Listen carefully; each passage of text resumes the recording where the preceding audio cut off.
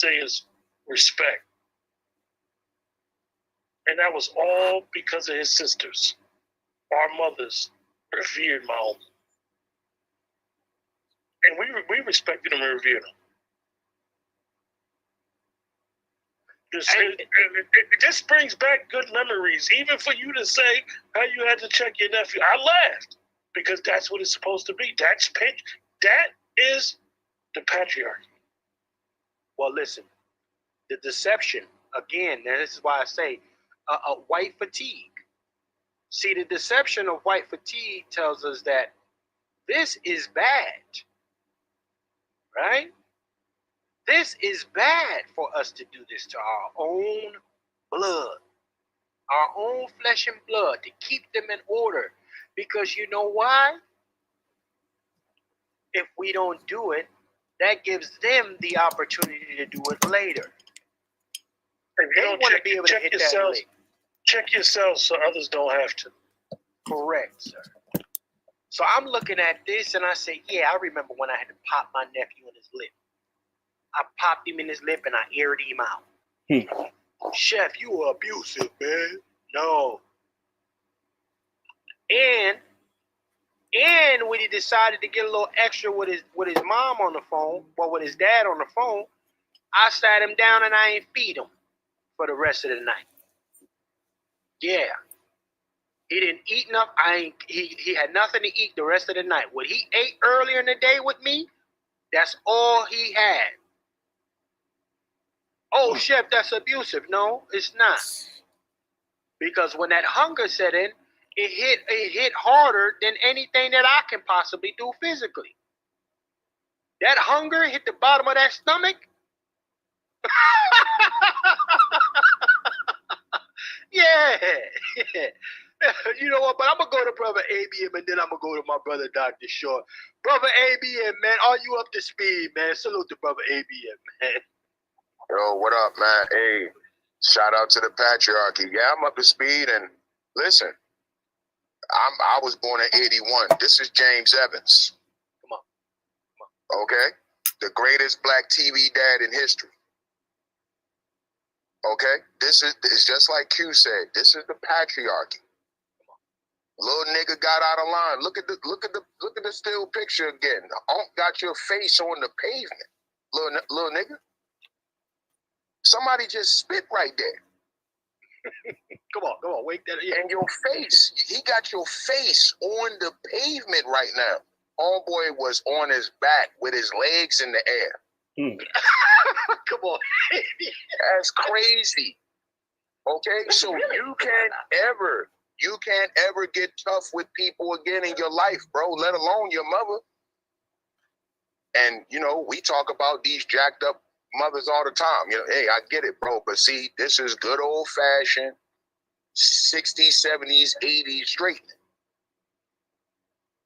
Nah, this ain't toxic. This ain't abusive. This is straightening a little nigga out. Right. This is what patriarchy is all about. Look at the mama standing right there. Notice she ain't complaining. Cause she get it. Hey, watch this. Let's listen. Notice how mom not stepping in. She letting him get that understanding.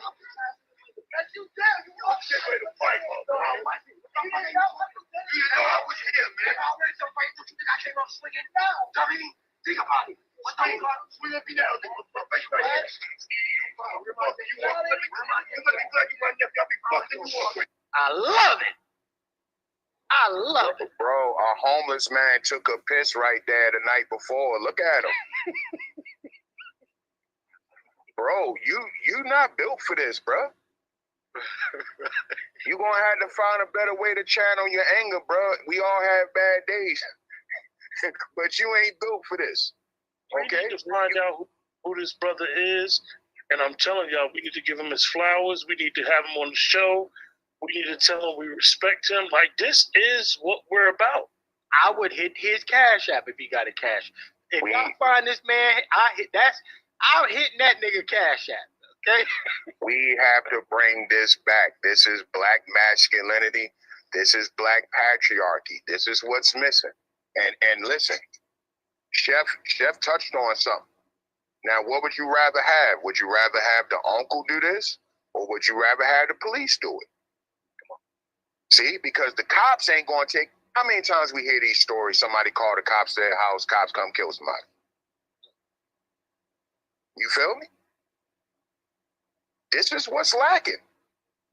A lot of women, they want to. You always see chicks on the internet saying this. Where's all the men at nowadays? They raised by fucking. Hold they on. don't have daddies. There's an answer. That's why they grow up and don't know how to act. And I'm gonna say. Wait a minute. There are a lot of men. The problem is they're not born men. They're imaginary men. We have too many women that think that they're dudes. That's the real problem we have in the community. We have too many she-males. Too many. And by the way, not enough. And then again, a lot of the males are on they're on stand down because they're afraid of the sex cot. You know, when you teach a man his only value is his penis, then that's the one thing he doesn't want to lose, is the ability to go into some woman's orifice. Thank God it's a woman, okay? And so if the women say, my children get to burn down the community and you just say nothing about it if you want to get this pussy, then lots of guys aren't going to say anything no matter how they feel. Why? Because the only thing that truly esteems or values me as a man is my dick. And therefore, the pussy veto is why there are no men. It's women's fault in this area. And all you have to do is be in an environment with Black youth, and your greatest enemies for trying to have order will be Black females. Well, you should use more psychology. She's physical and cusses people out, but you better not do what she does. Our women are out of order. They've been out of order, and no one corrects, because what? They'll cut off the pussy, which means this has got to end somewhere in this game. The PWP, people with pussies, are going to have to come to themselves and recognize, if we're going to survive as a people, they're going to have to be some rules, some protocol. Okay, you can't be a woman and a man at the same time. You're a freak. But this is the thing I'll tell you, and I'm not trying to make it special, but initially, for the first almost 9.5, almost 10 years of my life, I lived in a predominantly white area. I noticed once I moved to the city from the suburbs, all of this masculine behavior, even at an early age among Black girls. And it was supported. And in fact, we have a whole generations of Black men that are goddess worshipers that encourage machoism among women. It's just, if it makes them generous. It's the same thing as the Boule or the Greek letter organizations taking in white people. See how special we are?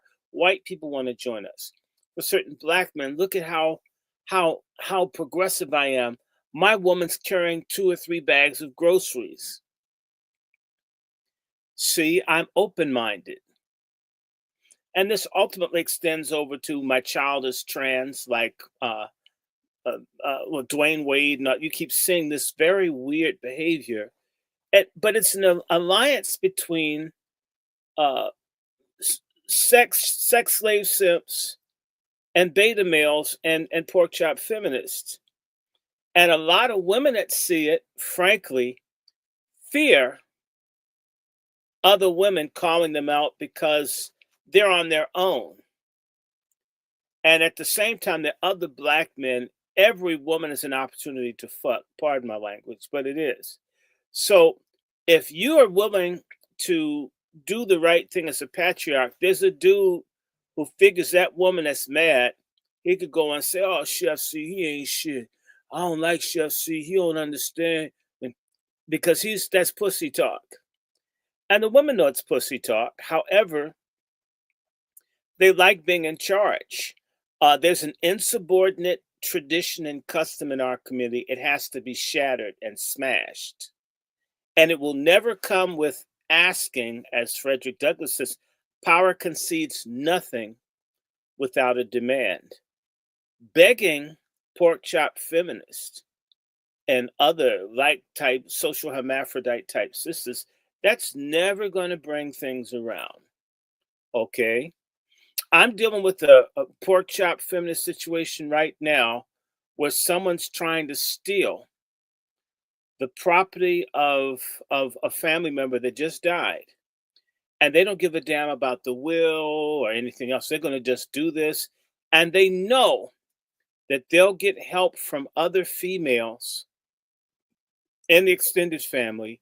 And most males will be silent because they don't want a problem. And the patriarch male is the enemy because he does stuff the right way. You see, slavery and all these other things really fucked us up. And a lot of us have been trying to get unfucked for hundreds of years. But you have to understand, some people are like catfish or crabs. I just had some crabs today. Crabs like eating shit. Catfish like eating shit and dirty water. If you put the water too clean, the catfish is going to be miserable. Crabs and oysters and bottom feeders like trash. There are whole swathes of our Black community that are like bottom feeders. And what we stupidly do is we say, well, slavery happened, so she's got to have 10 kids by 20 different guys. Because instead of saying, oh, you need to cut the damn faucet off. And in addition, I don't want to do pickup basketball or play pool with a dude that's not responsible for the kids that have jumped out of his nuts. You know, we Black men don't confront our peers. When we have a peer and he got like 8 kids and you know he ain't supporting none of them, and you're playing basketball with such a person, no, we need to literally go to war with the disease in our community. The disease among the women that think because I have a vagina, everybody should worship me. No matter if I'm so morbidly obese, I'm in a power, what's the thing called? A power chair. And titty so big, it gets caught on the wheels of the power chair, but she thinks she's sexy wearing spandex. Or the simplified sperm donor who doesn't know how many women he's impregnated, and he feels like, well, social services will take care of it, right? Or the women that embitter their daughters to never want to be wives. Or you faggotize your son. He's so ashamed of how his dad was. He doesn't really know the truth because his dad probably isn't his dad. Bitch is lying. And the dude who is the sucker that's raising another man's fuck trophies always gets denigrated. This dude want to be gay and be a woman because Black men are no good. And it never, maybe once he got AIDS, realizes this guy who wasn't my biological father was there for me. He loved me. And my mother had me hating him. See, we got to go after that. We got to have a standard. Having a pussy's not enough. Busting a nut isn't enough. Okay, not how many kids do you have, how many times did you get someone pregnant, how many people have you raised to maturity to be productive people in our community? And not how many children do you have, but how many of them have the same father? How many times were these children born out of wedlock, born in wed when you're married? We don't have these conversations because shit is so fucking corrupt in our community. And there's so many people who are bastards, hoes, sperm donors, baby killers, right? Until when you start talking a room full of Black people, there are a lot of fucked up people with fucked up family systems. And it's been like this for generations. And the truth, if you think the truth hurts white people talking about Black history, just talk about at least the functional family system and see how quickly certain black folk want to kill you for saying something as basic as children should have a father. A husband and wife should work together. And see certain people get torn like you did some. They're just like saying a black person should be able to vote. This is a big threat to our community, the immorality in our family system, the immorality of how women conduct themselves, how men conduct themselves, how we treat sex, family life. In fact, frankly, we don't give a damn about babies. No other group of people outside the Native Americans have so many of their children in the hands of the state.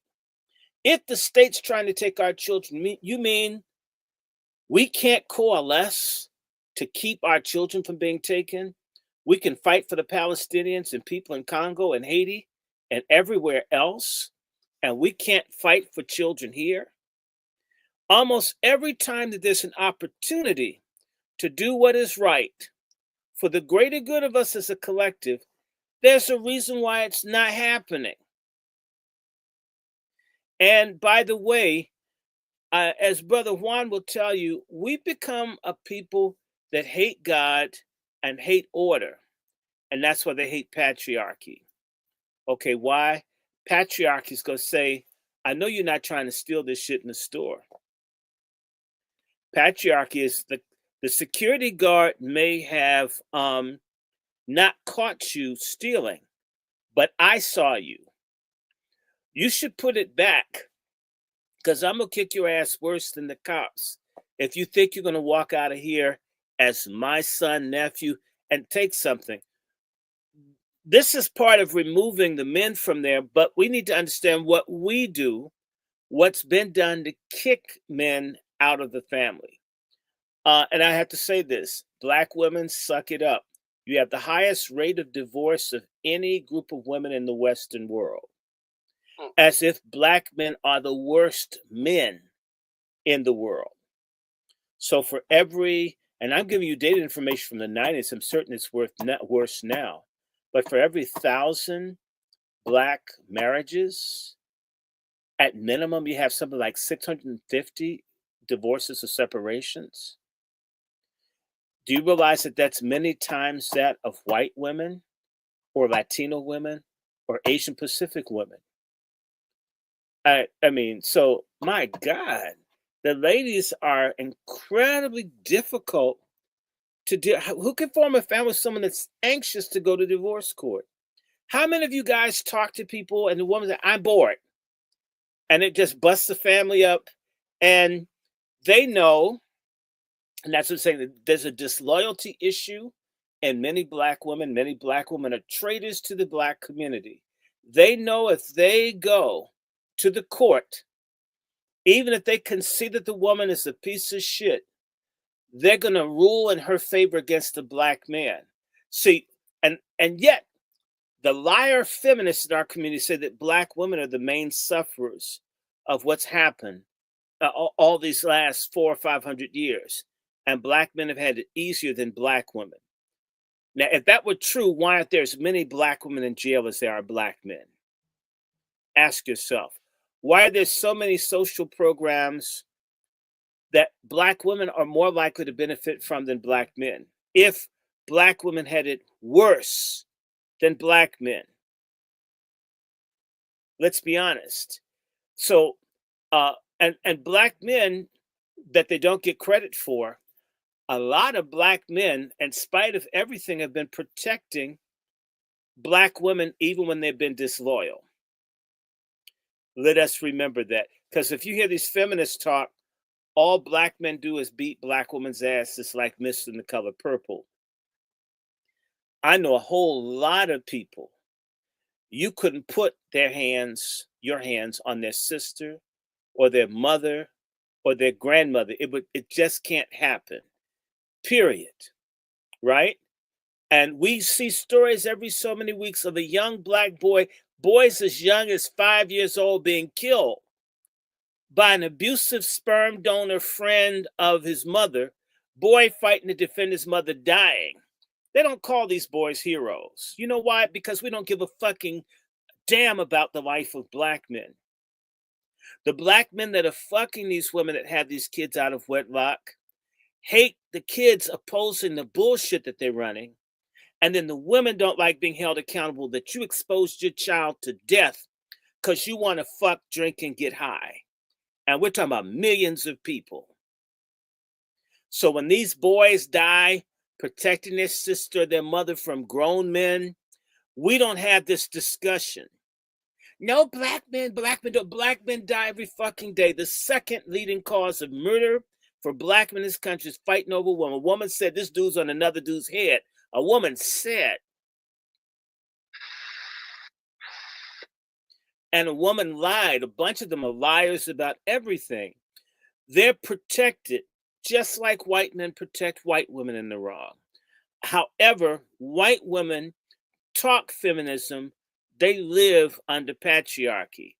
Black women, a lot of them will talk about unity and family, and they're feminists. They're worse than the white women. And most black men, I've met them. There are a lot of black men that think they can coexist with feminism. You show me a black man that likes feminism, and I'll show you a person who's a moron.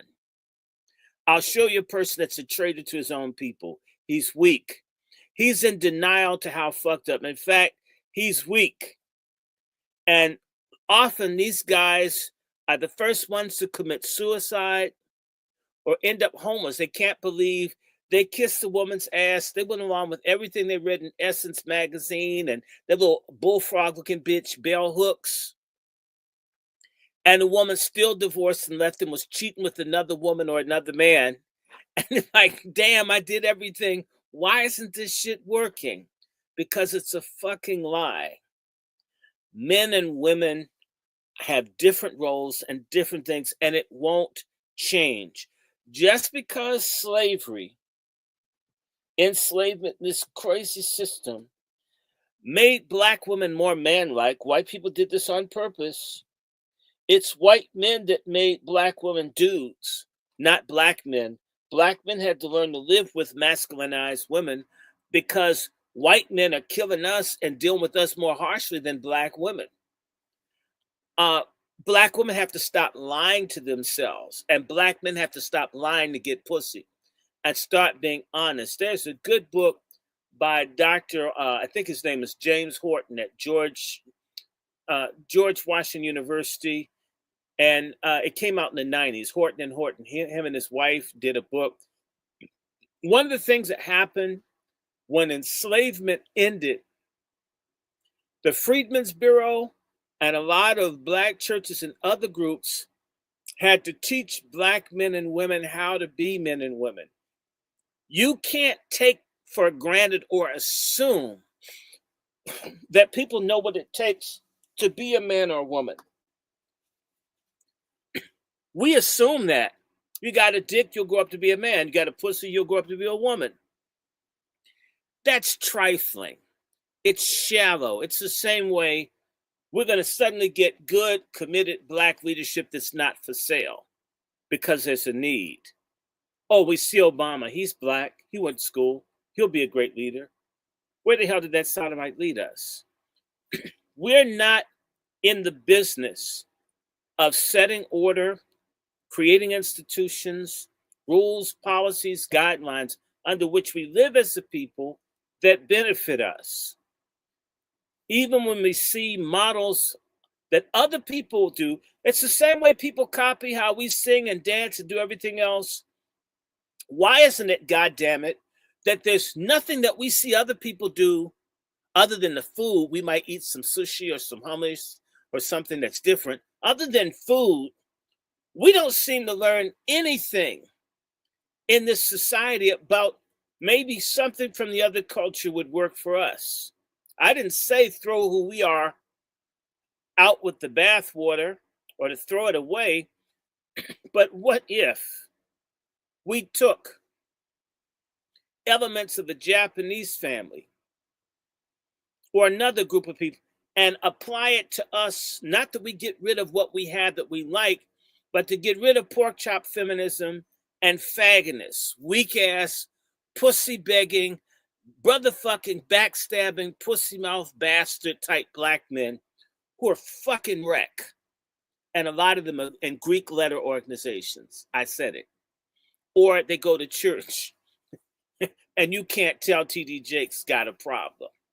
Because your wife, it blesses her to watch that creepy dude. I'll stop for a second. Hey, brother Short, I was letting you swerve, sir. Well, I want to make certain. Yeah. I hope Because I'm definitely about to get everybody riled up with this Biden shit here. And, I got all this stuff lined up now. So, yeah, salute to you, man, because you definitely got them nice and tingly right now. Well, no, we're supposed to. We're supposed to. And, all the feminists out there go to hellholes. We're not going away. The voices of the patriarchy are going to get louder and more shrill. I hate feminism. They're lucky. We almost need to do. I wish we could go and just burn up all the Bell Hooks books. Just set all that shit on fire. Let's have a weenie roast. Well, weenie's kind of phallic. Let's just fix something on the grill and burn Bell Hooks. Burn all this shit up because it hasn't helped us. Little studs like Nikki Giovanni, all these anti-family, anti-black baby, anti-black womanhood, black familyhood type people, and if any black ones too, little goofy ass Cornel West with that big ass afro, snaggletooth hypocrite with all those white wives, and he's friends to Bell Hooks. You get where I'm coming from? It's time for us to have a culture war in the black community, and it can't be a war with mercy. It has to be a war where it's not so much waged with guns, but with brutal honesty. If you got 5 kids by 5 different men, you're a hoe. If you've got 4 kids by 4 different men, you're still a hoe. If you have 3 kids by 3 different men, especially if you weren't married, you're a hoe. If you have 2 kids by 2 different men and you weren't married, you're a hoe. If you have 1 kid by a man that you didn't marry, you might not be a hoe. We need to bring that kind of shit back. That makes a lot of sisters mad. Great, be angry. All this thing about where the available men. Well, damn, where are the women that don't have a whole brood of bastards that you have to take care of? How come you're not coming into the marriage or whatever relationship without all these goddamn attachments? I mean, if you get where I'm coming from, and all the dudes, sorry ass dudes that, man, I just love all the children. Yeah, the same ones that don't like the kids that you had with the first woman, or you hate the kids with the black woman you were with, but you love the half-breed kids with the Asian woman or the Latino woman or definitely the white woman. Oh man, this shit is nuts. And call it what it is. So we should be pushing for marriage, for family formation. If you ain't married, you shouldn't have a whole bunch of kids. And it's not that I'm against kids, but children should be the focus. We hate children in our community. Proof of that is our communities aren't safe. All the kids that get hit by stray bullets and shit. I mean, there should be a thing. If you kill a black child, if you get to the prison, you won't last a month. We should have money on the books of people who execute patriarch justice behind bars. You rape a black woman, I'm sorry, the white system can forgive you. We'll get your black ass. You're a pedophile, you molest a kid, we're going to get you. I don't care what the white man's law says. What about our laws? We must have a system, a legal system, and in fact, same way the Indians, the little tribes get to do their own laws, if we were real patriarchs, we would be the police and we would be the justice system. You rape a child, we put your ass in the electric chair. Maybe we'll use solar power, but we fry you.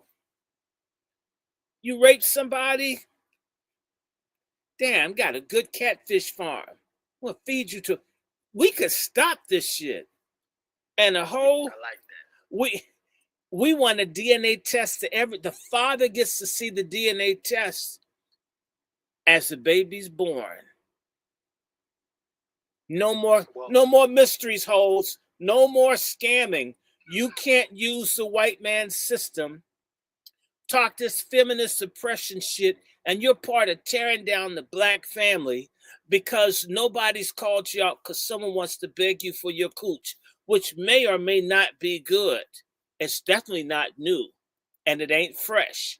It's time for us to and it ain't committed. It's not loyal. It's, what do they say? It's like, they call it a bear market. So it's like, well, we'll call it the beaver market. The shit's volatile. It's all over the place. Everybody's had you. And you want a millionaire, you weigh 900 pounds in a homeless shelter with 8 kids, and you're talking about the quality of black men. Shut the fuck up. Well, hold on, brother Doctor. Shout out to brother Dr. Short, goddamn. Shout out to this brother right here. Listen, y'all.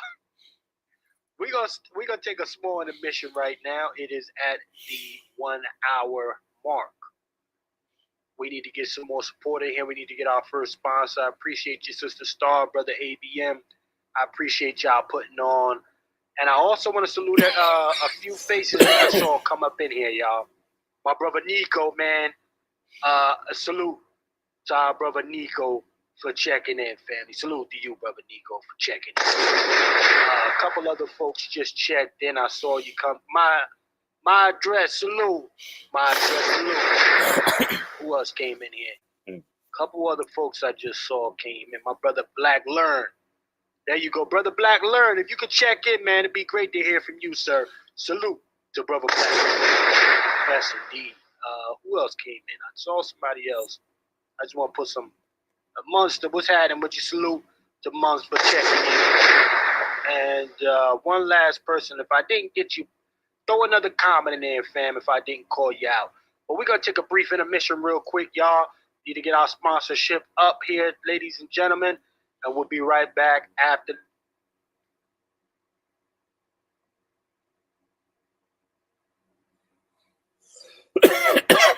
Mm-hmm.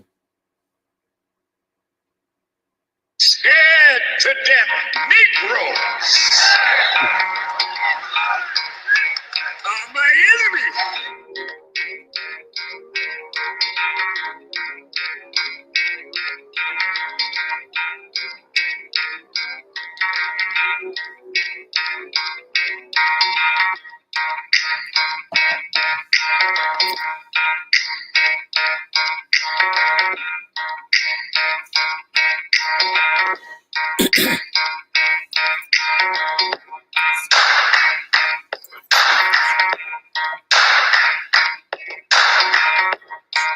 Scared to death, Negroes are my enemy.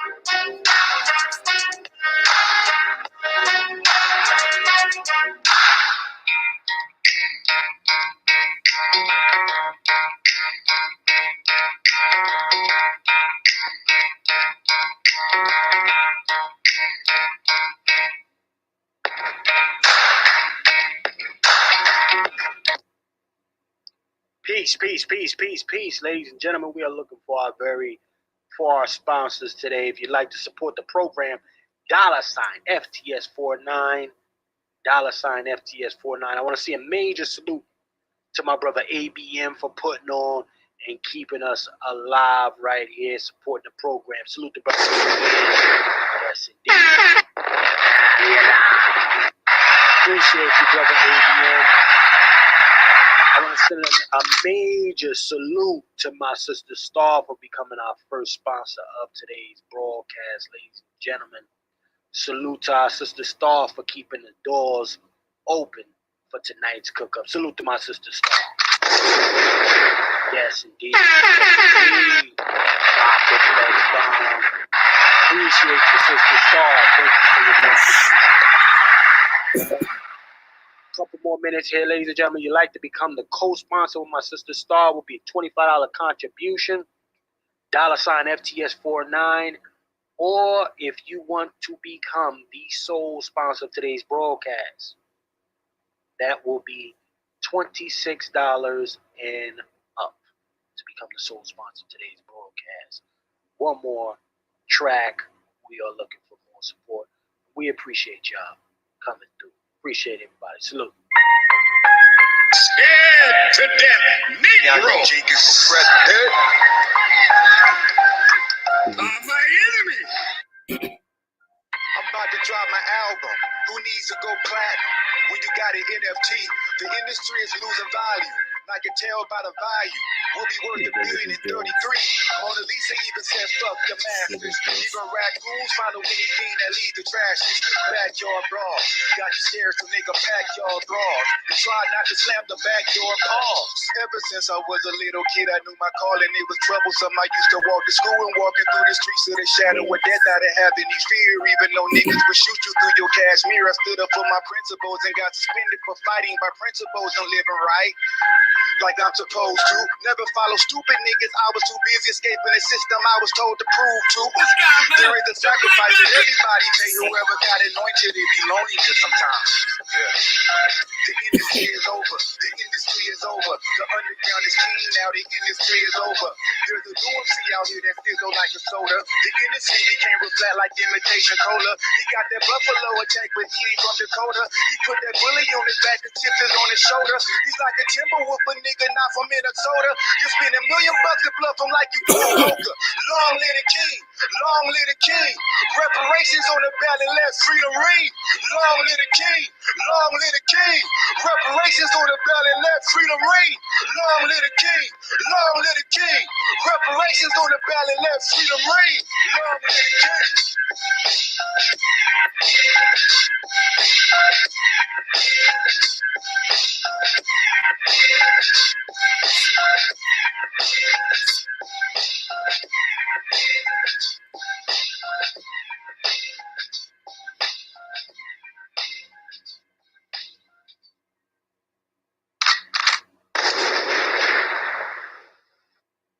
Peace, peace, peace, ladies and gentlemen. We are back.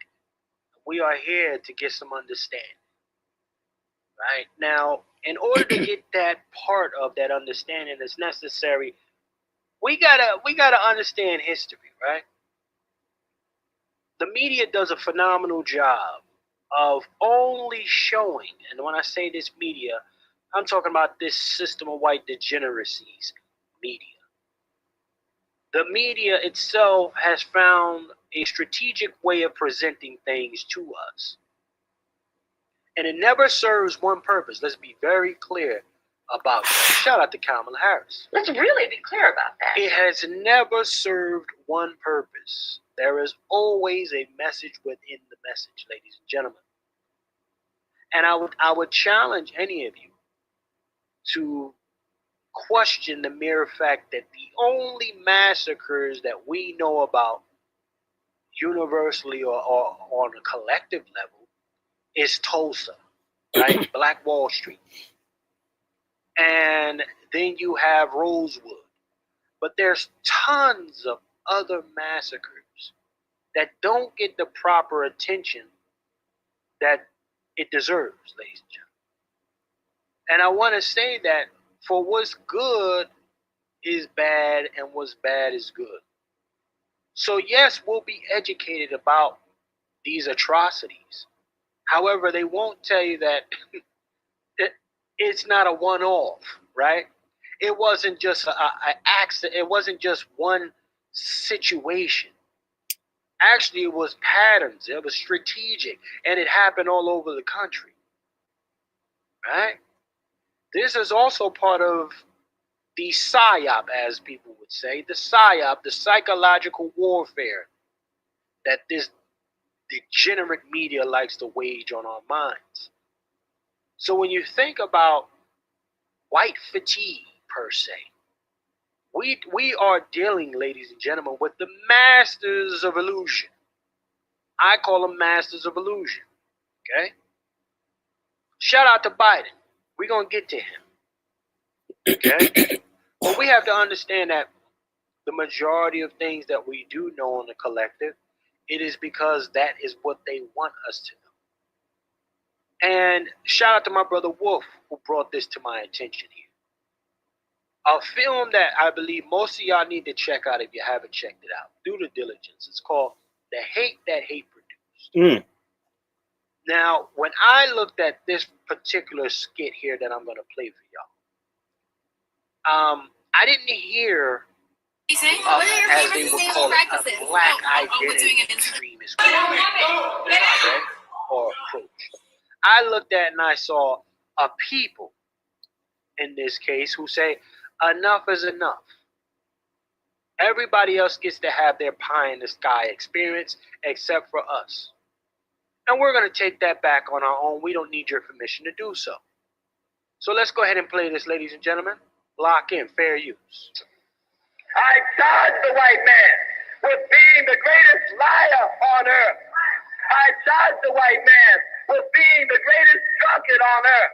I charge the white man with being the greatest swine eater on earth. Yet the Bible forbids it. I charge the white man with being the greatest gambler on earth.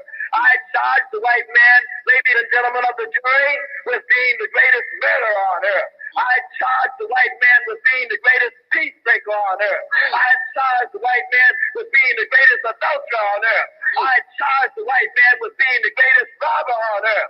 I charge the white man with being the greatest deceiver on earth.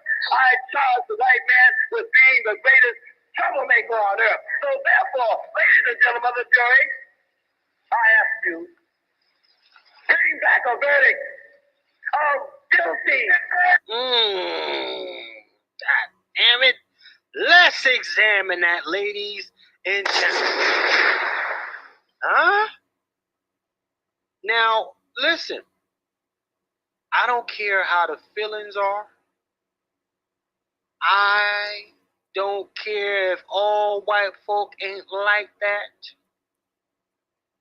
You know, I don't care if niggas is gonna go with the all apples ain't bad apple bullshit. You know, here's what we need to understand: the collective history, his story of this particular being when it comes to black people. This young man who has found all of these charges to be of true and guilty verdict, that is the history of this particular being here in the United States when it comes to black people. Kamala, help me out. Let's really be clear about that. See, we in this moment, folks will they're gonna go to their feelings because they got good old white friends. Right? I understand, but we got to also understand the deputization of this white person's little minions that they bring over here now, and want to give you talking points such as the model minority, okay, asylum seeking, okay, went from immigrant to migrant only, okay, in the last 2 years or so.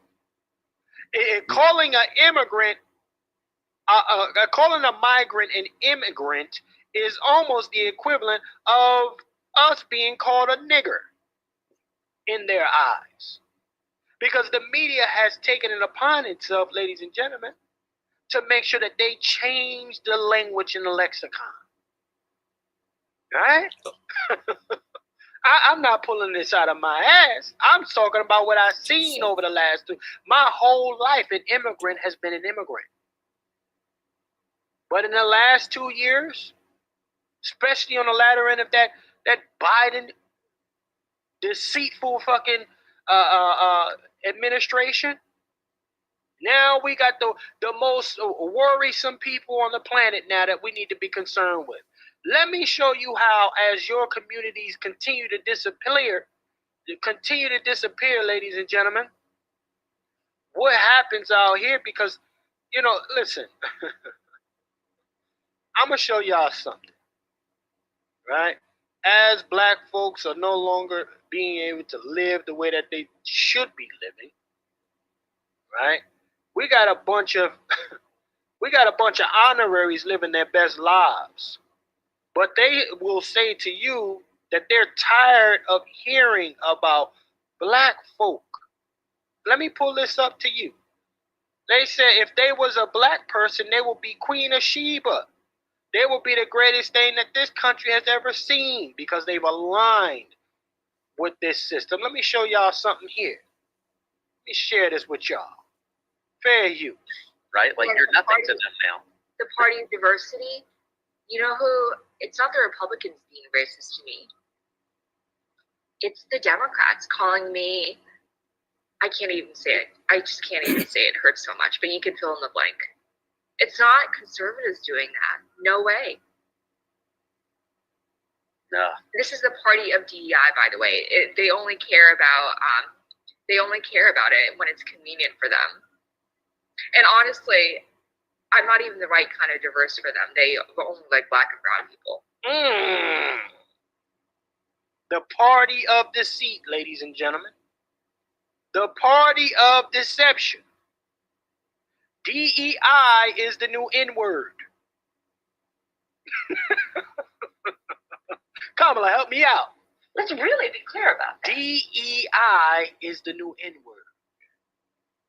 Okay? Look at your Make America Great Again, and then look at this one who wants to be a victim, but she says she doesn't qualify for victimhood. So even with that, it aggravates her. Huh? Now this is an American-born Asian right here. This woman, she's been born here, raised here her whole life, ladies and gentlemen. But in order for a system such as this to be successful, they have to deputize, right? They have to lease out the aggression, okay? Speak through talking heads. That could be ones that look like you or don't. This assignment has to be shopped out. Let me continue. Let's just be honest. Well, they can't benefit from Asian people, and they can't benefit from the Asian story. Like, oh, their divorce rate's really low. Because we work hard and we don't take handouts. We work our asses off. We don't rely on the government. We don't. What's good is bad, and what's bad is good, ladies and gentlemen. Oh, God. Okay? This is coming from your model minority. Let's be clear. Kamala! Let's really be clear about that. This is coming from your model minority, ladies and gentlemen. Right? Let's be clear. Listen, she don't take no handouts, but guess what? I bet you your parents did. Right? Let's hear her little origin story real quick. But do welfare. That's not us. We come here the right way. We don't invade the southern border. My dad went to Harvard Medical School. Now my dad has a real estate investment company that employs hundreds of people. Okay? We created American jobs. We didn't take a handout. We're not parasites. The hate that hate produces. What's good is bad, and what's bad is good, ladies and gentlemen. Now, depending on what side you land on, you're going to hear one side says big government is good. Other side will say big government ain't good. And then you'll hear from a young lady who happened to transition. Now grant this lady that y'all hearing it from, she is a new Republican. And when I say new Republican, within the last year and a half, she went from being a Demi to a Republican. Okay? Kamala, help me out. Let's really be clear about that. She went from being a Demi to a Republican in the last year and a half, ladies and gentlemen. She jumped ship. So these same handouts and all of that, she was all for it. It was all good just a year and a half ago. Right? Her daddy built the business that employs thousands of people, hundreds of people, as she said. Where did daddy get that money from? Oh, because he went to school? The American dream? Deception, ladies and gentlemen. See, you're going to hear more, you're going to continue to hear stories about a bunch of immigrants coming here with $150 only to their name or only $1 to their name, but magically they wind up opening a business. Where'd you get the money from? Where'd you sleep at while you was gaining this, while you were generating this money? What roof was over your head? Were you all on the street like our people? How'd you do it? You never hear that story, ladies and gentlemen. You're not going to hear it. Okay? You're not going to hear how a person magically had enough to get a plane ticket to the U.S., right, and turn their dollar to maybe $150 to a multi-million-dollar industry or empire for their family. That's a lot of borrowing. That's a lot of people bringing you in and not charging you a day rate for anything. We're not going to play these games. But again, when we're dealing with deception, deception is how long can you remain behind the very curtain that gives you the cloak to run around and lease out your aggression toward a people. Okay? She has benefited from this American dream. And she thinks because her daddy had enough of the foundation as far as money in order to build it, that he worked from the bottom up. Daddy will never tell her the full story, and even if he did, because she's on cold with her dad, she won't relinquish that information to you. Kamala, help me out. Let's really be clear about that. Okay? Let me play some more of this, because I just want everybody to understand. When we look at today, the way today is ran, right? You're not going to have as many white folks coming out blunt with their aggression. Don't get me wrong. There are some people who do it. Okay? But not as many, because there's different ways of going about calling a nigger, so to speak. And then we're seeing the example right here, ladies and gentlemen, with her using DEI to call black folks nigger. Yeah. Let's play some more of this. So it goes against the narrative. It's not convenient for them. Yeah, you would be the opposite of the poster girl. Right. Exactly. Now look, we got two immigrants on the same platform. Right? Is this what is this? Immigrant fatigue? What do we have here? Let me go to my brother ABM. I'm gonna play some more of this, but brother ABM, what say you, sir? I thought it was necessary that we had to wake this shit up here. What say you? We got two immigrants talking about they don't benefit from DEI. They came here with a dream. Their parents built everything from the ground up. They saw it work hard. Is it? Well, I mean, it's half true because it's not so much DEI. It's drug money. This broad is Asian. I don't even play these games with Asians. I know for a fact that half of these little Asian carry-out joints, in my city, and I'm pretty sure it's the same in other cities, Philly, Cincinnati, Detroit, whatever. They selling fried wings out the front and they selling dope out the back. I know that for a fact. I've seen it all my life. That's a fact. A lot of these people are into the drug game. It's the same with the Indians. It's the same with Arabs. I mean, I've seen this with my own eyes. Okay, so we're just smart and we just go to college. Well, I mean, that's kind of true, because your daddy and your mama is sending you to college with dope money. These are facts. And ultimately, I blame black folks because the Asian dollar should have dried up a long time ago. in the black community. In my city, a lot of the Asians are selling out, and they're selling out to the Arabs and Indians.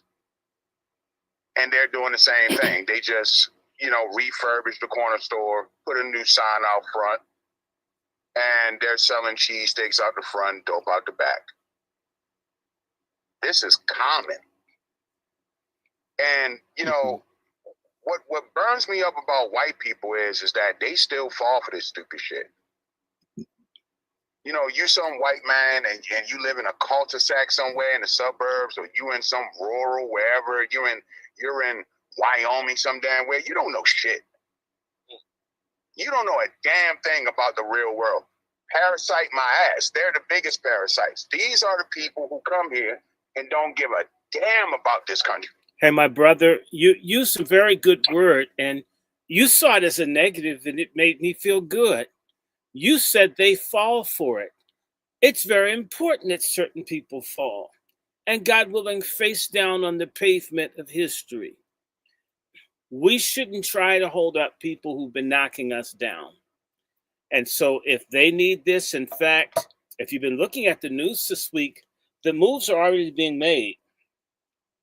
As much as there's a lot of racism and bigotry that's going on with MAGA, the thing I find interesting is that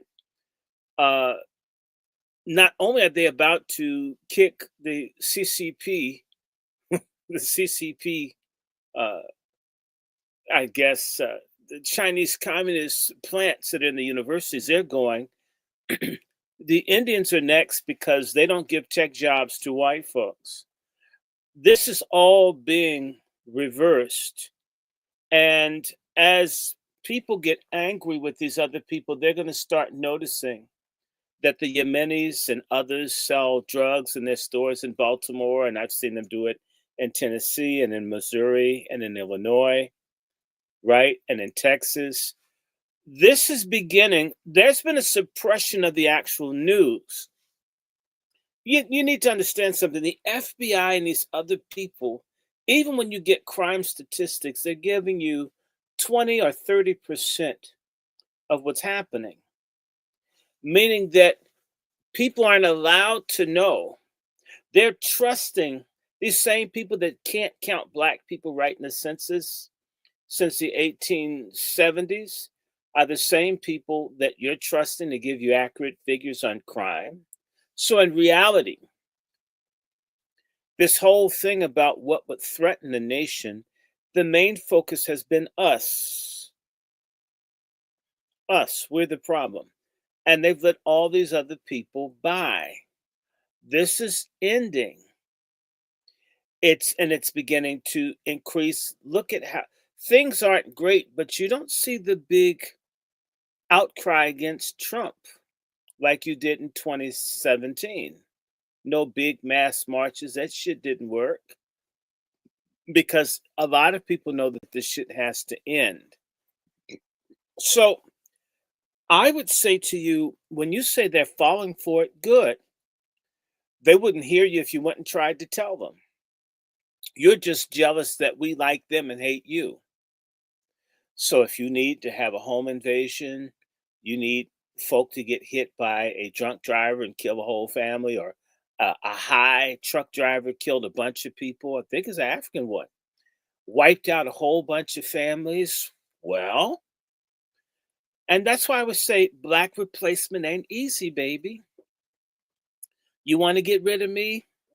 I can't make you not want to genocide me, gentrify me, mass incarcerate me, poison me, experiment on me, take my or. I can't do nothing with you. But I can watch your ass get the payback coming to you. So it's happening. And the good news, and I want to remind you, there's good news. They've just done a 500 city list of sanctuary cities. And it looks like the Justice Department and other people are going to start going after all the people that are violating the immigration laws. And once they make the police or allow the police, because I've watched an illegal threaten to kill law enforcement officers a half mile from my house. And they sat there and let them curse and threaten to kill him with a weapon. And I'm like, damn. I couldn't speak up to an officer politely. Hold on, brother Short. Was that an asylum seeker? Everybody's an asylum seeker. I mean, Oh, whatever okay. the fuck that means. I don't ever bring up a category. You're an illegal. My saying, and y'all can repeat it, just say go. That's my motto to everybody. Everybody said, just say go. Like Nancy Reagan was saying, just say no. Well, we're saying, just say go. In other words, just get the fuck out. But since you can't do that, just say go. And trust me, when they begin to go after the cities, and when the police are free to arrest, to go after the stores and all that, did you know that the policeman told me there were some people who stabbed each other? So someone tried to kill someone. The same person that tried to stab someone's threatening to kill law enforcement. And I asked the police, I just want to understand, why isn't this man being arrested? It was a little nasty ass African who said, we've been told to go light on these people. In other words, they've been told, do not enforce the law. This shit's about to change. And when it happens, friends, all of a sudden the crime statistics are going to come up, because I'll tell you something.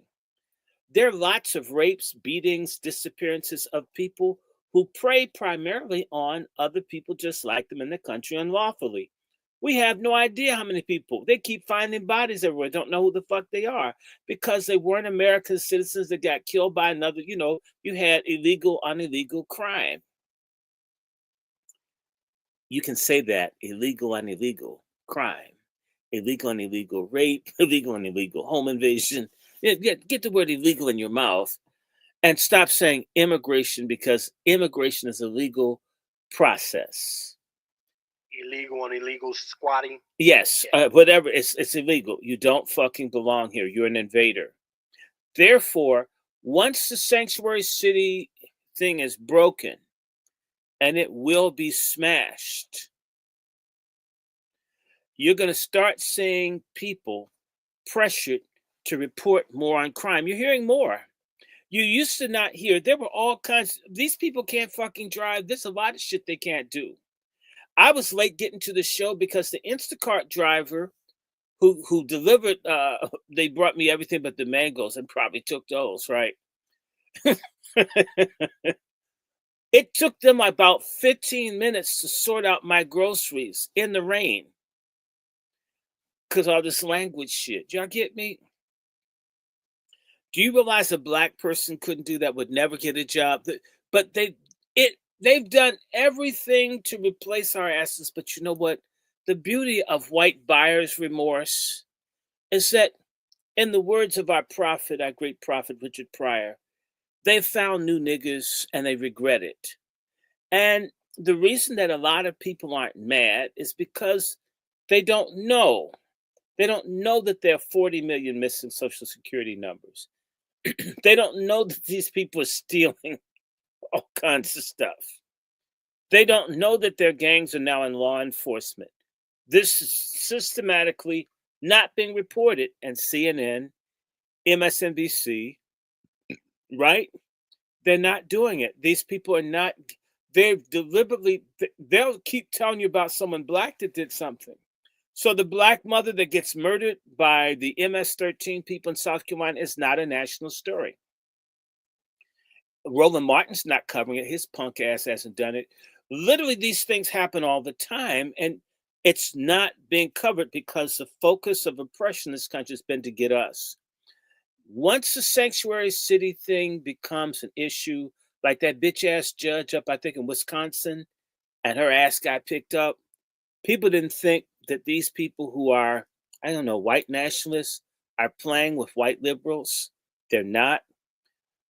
If you just saw the Supreme Court said that they could send over 500,000 people back to the countries. What is that? Venezuela, Cuba, Haiti. and wherever else, don't you realize that's a precedent for now people on the lower courts and circuits to start kicking people's asses out? Once you recognize that there's certain cities that are having financial problems carrying all these fuckers, once people say, hey, look, it's unconstitutional, illegal for you to spend our tax money on people in the country unlawfully, you're going to start seeing people in government who dare try to carry or take care of these people, like that ass Baraka. You're going to see a lot of people's careers and stuff get destroyed. In fact, the answer to everything is 2 words: hire black. Just say go and hire black. That's my response to anybody. Who's going to do the work? Black people. We're doing it all along. You just don't want to fucking pay us. You're willing to pay the illegals and won't pay us who are here. So this is a good thing. Let them fall. Who cares? Let them suffer. It's good. The Bible says suffering is redemptive. It's time that people suffer for their racism and their bigotry. And Brother Dr. Short. And that guy said, yeah, you do. We do too control the media. We could have nigger boule preachers tell the truth on Sunday. We could, with our hundreds of black newspapers, tell the truth. Most of our leadership is bribed, what we consider leadership. Almost everybody you see with a decent sized platform won't tell the truth because they're paid not to. And by the way, as things get more tough in our community, which they need to be, so that's a good benefit of Trump's people who are being really asinine and racist, it's going to make black folks delineate between patriots, sons of Nat Turner and Malcolm X, and the children of T.D. Jakes, Roland Martin, and Bayard Rustin. We need to delineate between coons and fighters. And so we're being brought beautifully in a position where people are going to have to determine, because normally I tell you something, most black people are cowardly fence riders. We need to put an electric current on the fence and shock their ass to fall on one side or the other. Can I say something real quick, Dr. Short? Go for it, Baltimore. For all the people that say we don't control the media, Cash App Chef C right now and support the channel. Cash App. The main reason we don't control the media is because we never want to come out of our pockets and do what every other race of people do. Absolutely. They can Cash App Dr. Randy Short. I can't even use one of my platforms. I got censored. So they keep giving strikes. You know how that is, Chef C. We put it out there and some coon reports us. It's the same. It's the same thing I said about the Asian dollar. It's been too many decades of buying fried rice, acrylic nails, eyelashes, and wigs, and all types of other stupid shit from these people who hate you, who send the African immigrant to follow you around the fucking hair store to make sure you don't steal and all this type of shit. Mm-hmm. But they don't have to beg for your dollar. Mm-hmm. They don't. Other platforms, other people from, you talk all this grassroots shit, they gotta beg for your money. So if you want to see black people in the grassroots control the media, damn it, come out of your pockets. Yeah, and stop bitching. Start bitching and start fighting. Okay. Hold on. Let me go to my brother Q and shout out to our brother Juan J. Johnson in the building. The Wolf, ladies and gentlemen, is in the building.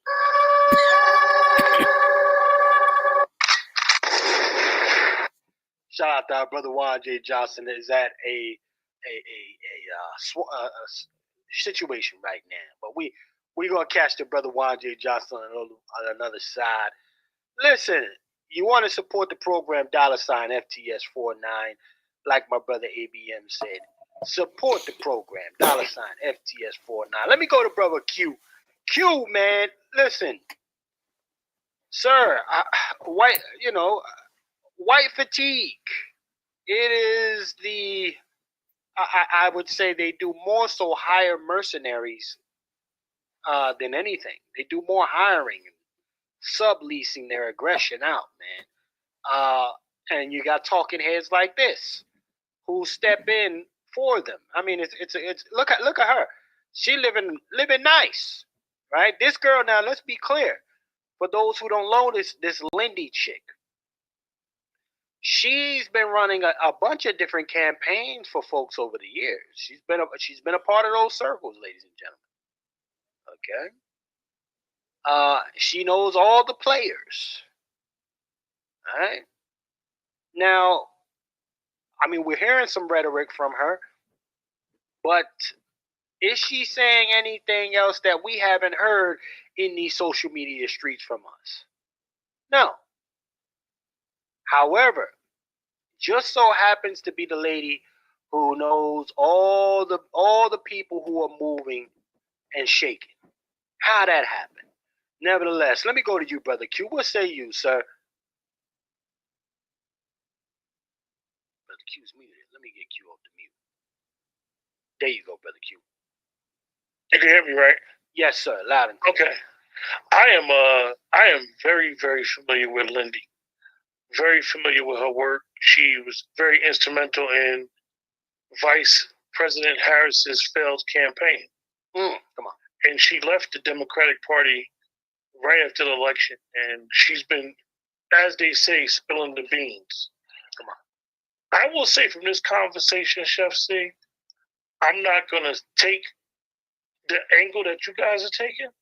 I'm going to take the angle that she's getting her Chinese wake-up call. Oh. She's getting the realization that the Democratic Party is full of shit. She's getting the realization that the Democratic Party uses these buzzwords, DEI, minorities, speaking for disenfranchised people, and all those talking points don't lead to tangible results. They lead to these people want to stay in power to get close to elite whiteness. And once she's seen the fallacy in their policies, she got woken up. She got woken up to the realization that that party and what they preach is not really what they practice. They practice to get along, to go along gang. Now, I'm not saying that the Republican Party is any better, because the Republican Party has a lot of shit with them too. However, where she's coming from and what she's been about and what she's been exposing the last year about the Democratic Party, their campaign, President Biden, and that's the last segment I know you're going to get to. She been blowing the lid on it since the election. And how they had a failed candidate in Vice President Harris, who, if you look at it, never was going to win, and why she was not going to win, and how America and how people got tricked out of $1 billion in their campaign. They got tricked out of $1 billion, raising money with that Go Blue, that Protect Blue, Act Blue. Act Blue. That was the name of their fund. They got tricked out of it because the Democratic Party played on the emotion. And this is where we get played as black people. I'm not saying all black people are Democrats. Our trauma is big business. Come on. Everybody makes money off of our trauma.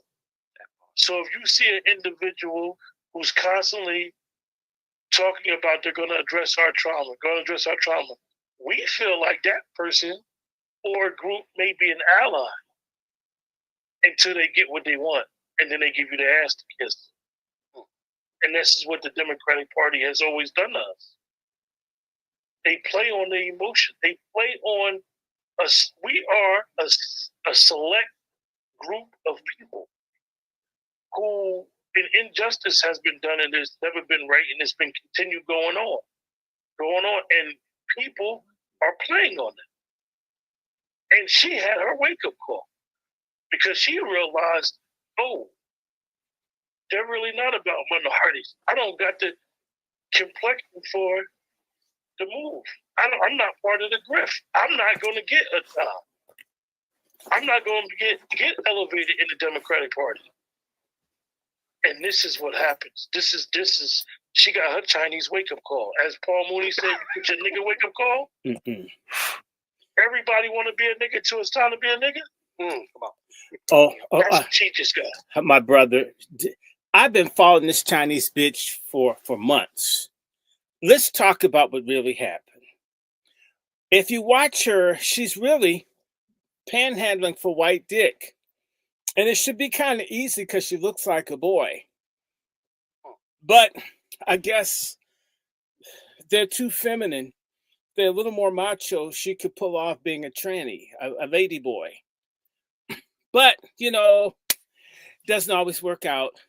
When you watch her, she's just crying to be an Asian babe that's abused by some white dude.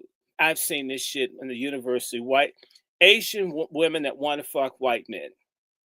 Tila tequila. Let's just get real with this. Let me tell you something.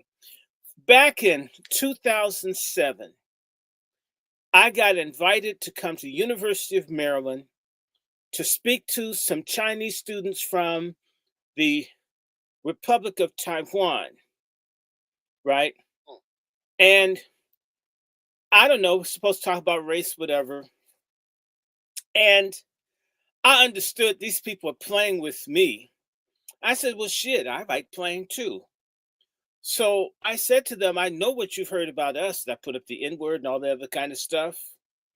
Then I says, but let's talk about what we know about you. And I put up gook, chink, slant, all this other kind of stuff. Oh, shit, come on. And said, that you guys have small dicks, blah, blah, blah, blah, blah. Your dope dealers. I said, no. I said, and I started putting the little images up, and these motherfuckers started getting upset. I said, but you know what? And someone says that's in the past. I said, you know what? It really is in the past. But let me ask you Chinese guys, have you gotten any attention from any of the Asian American women since you've been here at University Park, University of Maryland, College Park? Do Asian women look you in the face? Do you think you have a chance of getting some sex or even a relationship out of any Asian American woman that you've met since you've been here? They all drop their heads. And I says, what color of men do the Asian women go with when they're not black? Since we're such bad people, okay, I'm going to just make us zeros. And they says they only like white men. They don't like us. I says, okay, now we're going to go back to the bad black people. Do you feel like black people are out to get you, to hurt you, to harm you? And they all says no. Actually, if you smile at a black person, they'll smile back. If you speak to, they're the only people that really treat them like humans. It says, yet you hate us. And yet we've been taught to hate you. But your own Asians, if you were to stay here, would you want to live in this country? And do you think you could get married in this country? And they says, let's be honest, you'd have to mail order a woman because none of them would take you. They want white men. And if they're really out there, they want a black dude because black hits the spot. I said, but let's get off of sex. That's not really fair. That's not fair for me to talk to y'all, about sex. Okay. How did you guys feel when the Korean dude killed all the white people at Virginia Tech and the room got deadly silent? And then they all said, we felt like the white people wanted to kill us all. Says, anybody black bother you? They all said, no. The black people seemed to feel for what we were going through.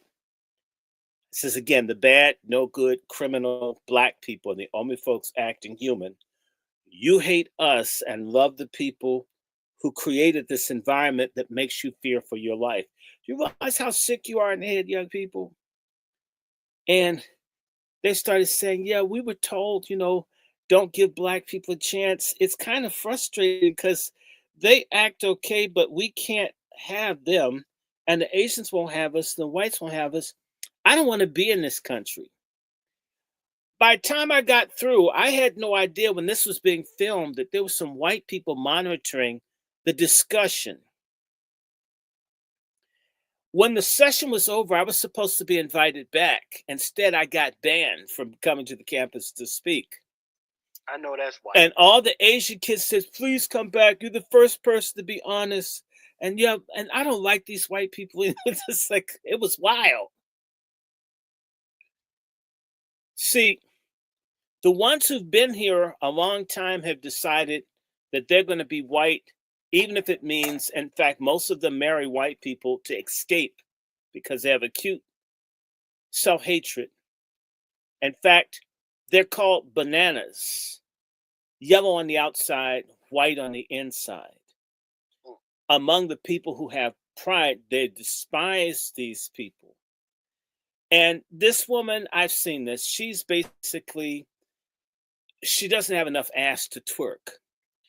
She's trying to get a white man. She's like, I'm the good, loyal Asian woman that just loves America. I work hard. Why can't someone slap me in the eye with a penis like they do in a porn film? I love white guys. And it's not working. She couldn't get any because she couldn't compete with the sisters and the Latinas and the Democrats. So she went over to the Republicans and she still didn't get any white dick. And she doesn't want to be a lesbian because her parents wouldn't put up with it. So on top of that, she thought these Asians, the America that most Asians live in is since 1970. They didn't come up with Chi Chinaman. They didn't come up with Susie Wong and Fu Manchu and all the shit I grew up with born in 65.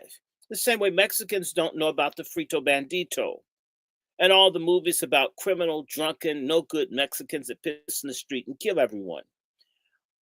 In order to counter black people and in order to pacify black people, they changed all the media images to recalibrate the system of white supremacy to seem as if it's more fair to get money.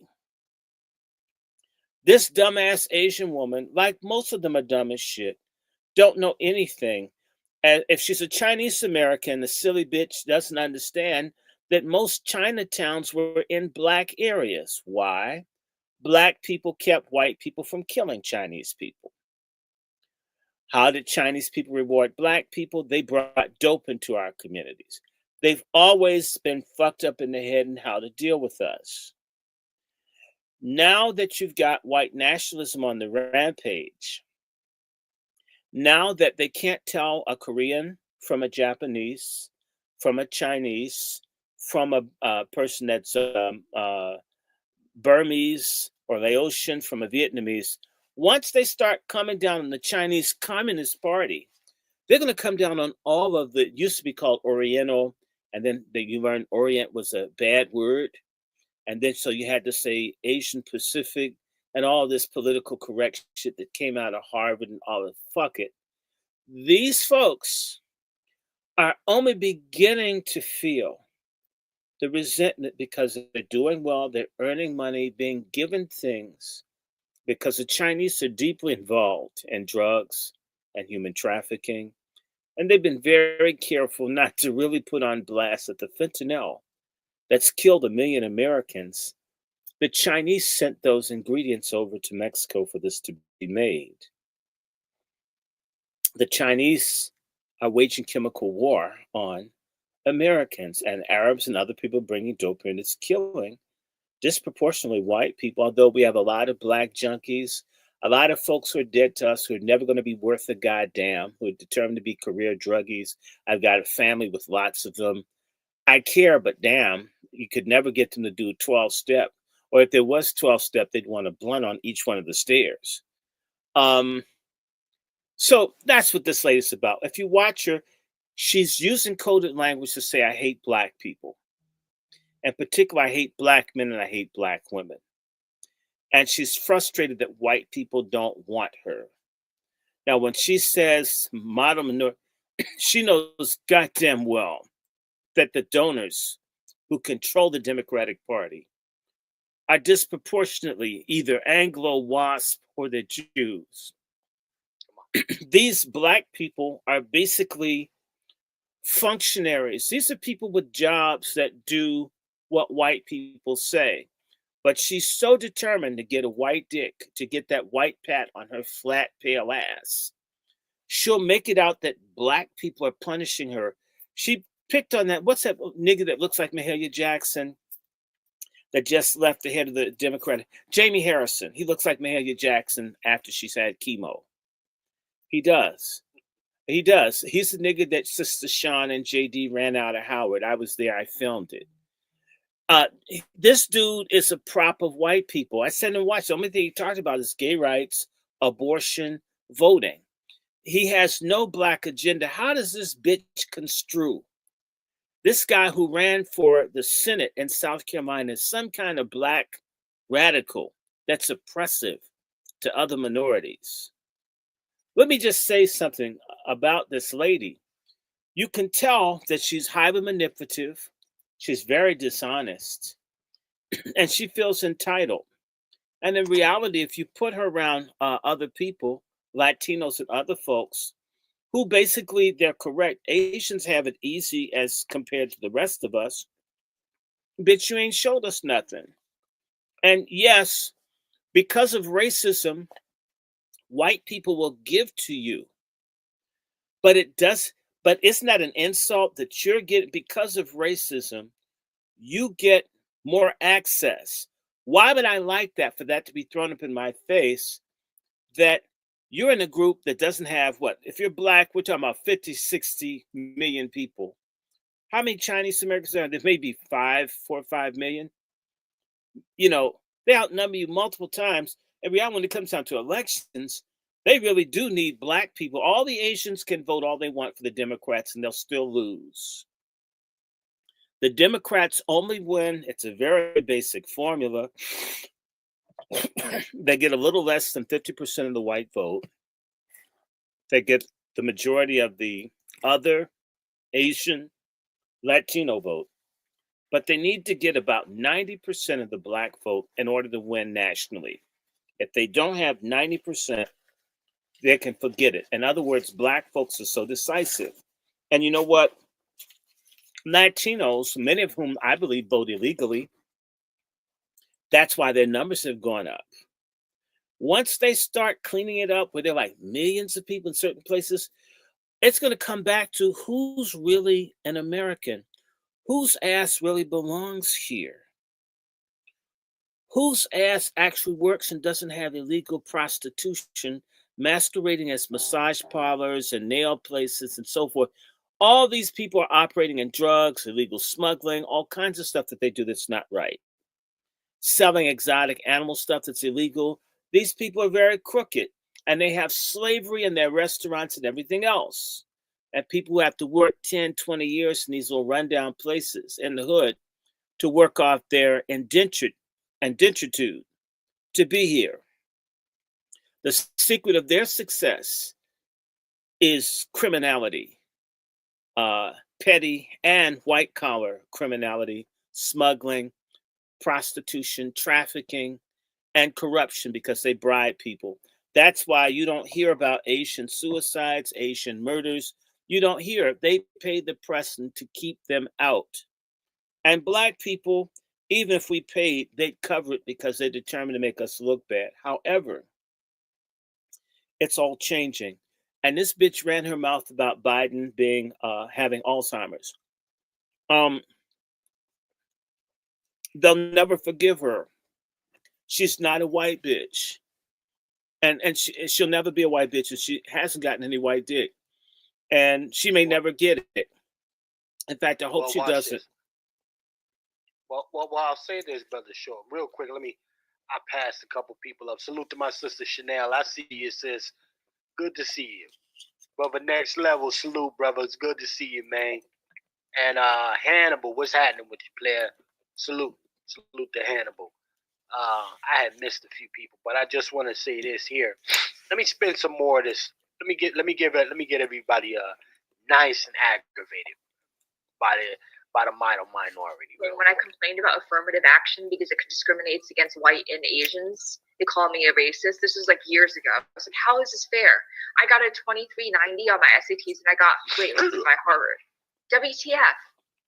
If I were a Native American, actually I love Native Americans, but like, sorry, I don't mean to pick on like Native Americans, but Sure, she honestly, does. if I were black and I had a 2390 score, I would have been Pope by now. Yeah, and you would want.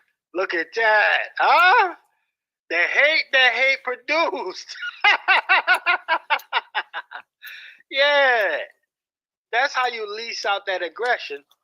You put it through your model minorities. That's how you do it. That's how you do it. I respect it. I respect it because I know I like to have an understanding of the enemy. I know. Not this one that's been pissing on me, telling me it's raining. I like it head up, balls. Someone of that intelligence to be in a leadership position, you know. But I got, Harvard, the kingdom of woke.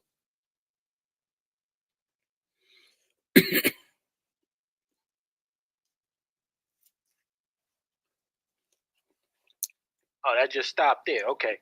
Well, check it out, y'all. This is the kind of behavior that I want everybody to understand. This is what we have to look forward to. But you got to understand something. Again, and shout out to Brother Q. This Lindy chick, she just jumped ship maybe a whole few months ago, y'all. We talking about maybe 8-9 months ago. She jumped ship. Now she don't know what's going on. Oh, they not really messing with her like that. You can't be the honorary model minority anymore. Get the hell out of here. We supposed to feel sorry for you, man. I'm not gonna play these games with.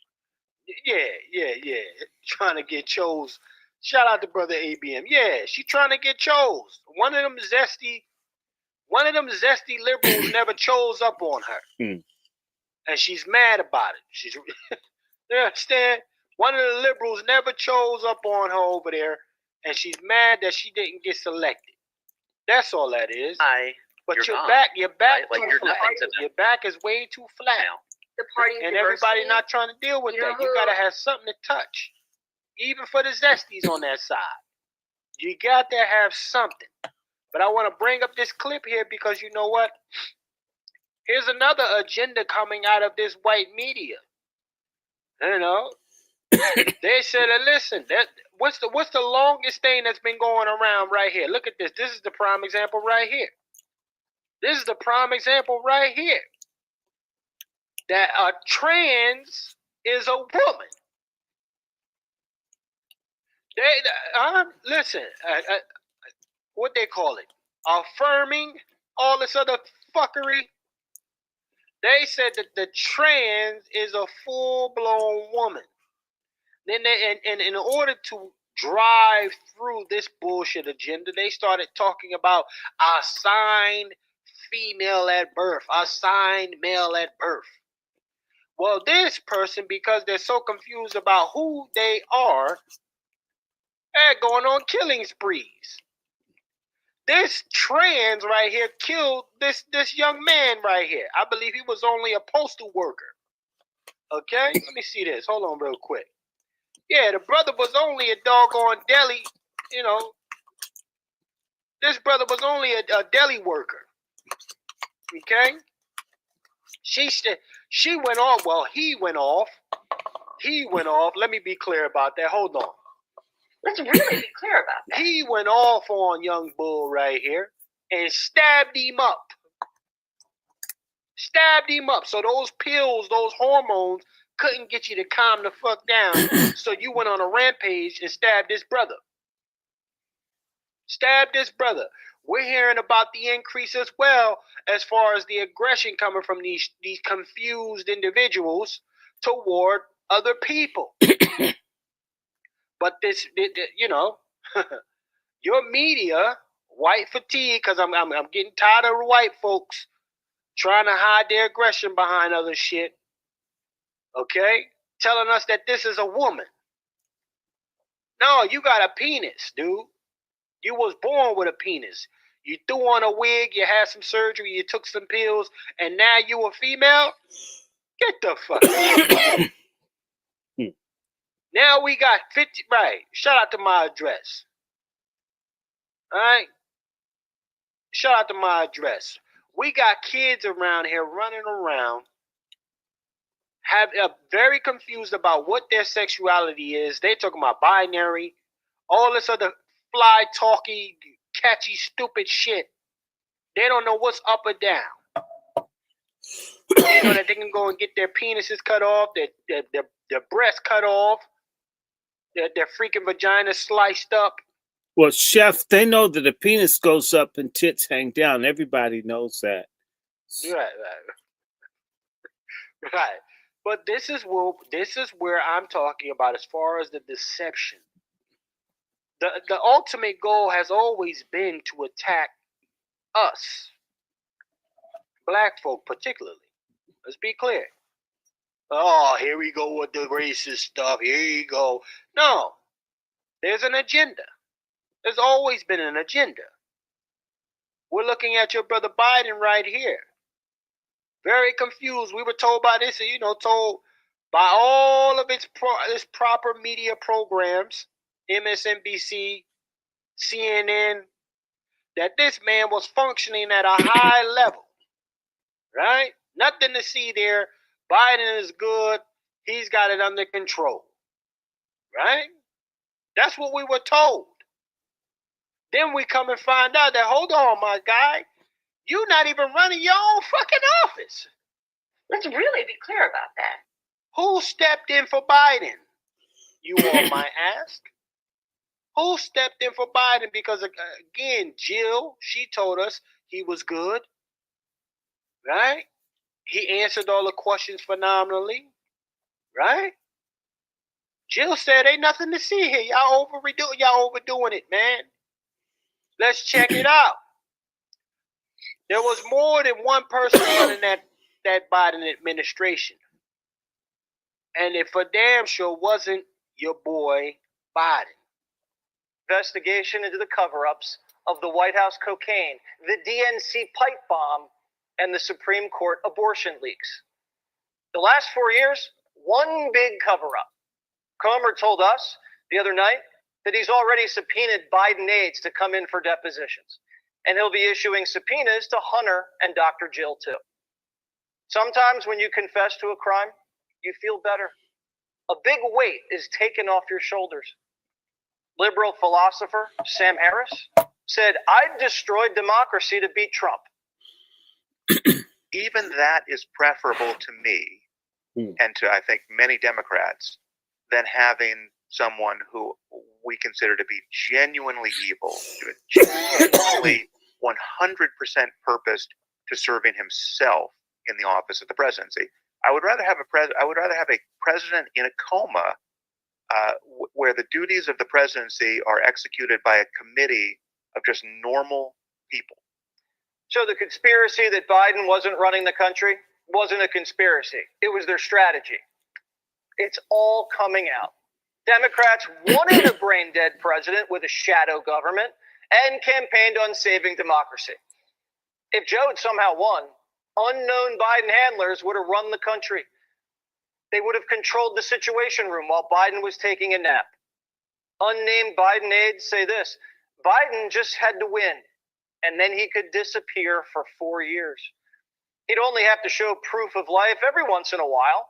His aides could pick up the slack. Interesting, y'all. Now, I just wanted to set you up right there.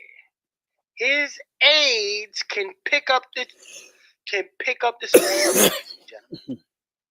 Right? But we were told that Biden, this is what we were told, while decisions to send billions and billions of dollars to Ukraine were made. Right? While gender affirming surgeries were passed through, and even some of them found a way to run the jokes because the military, if they enrolled into the military, they didn't have to pay for the transformation, ladies and gentlemen. Okay?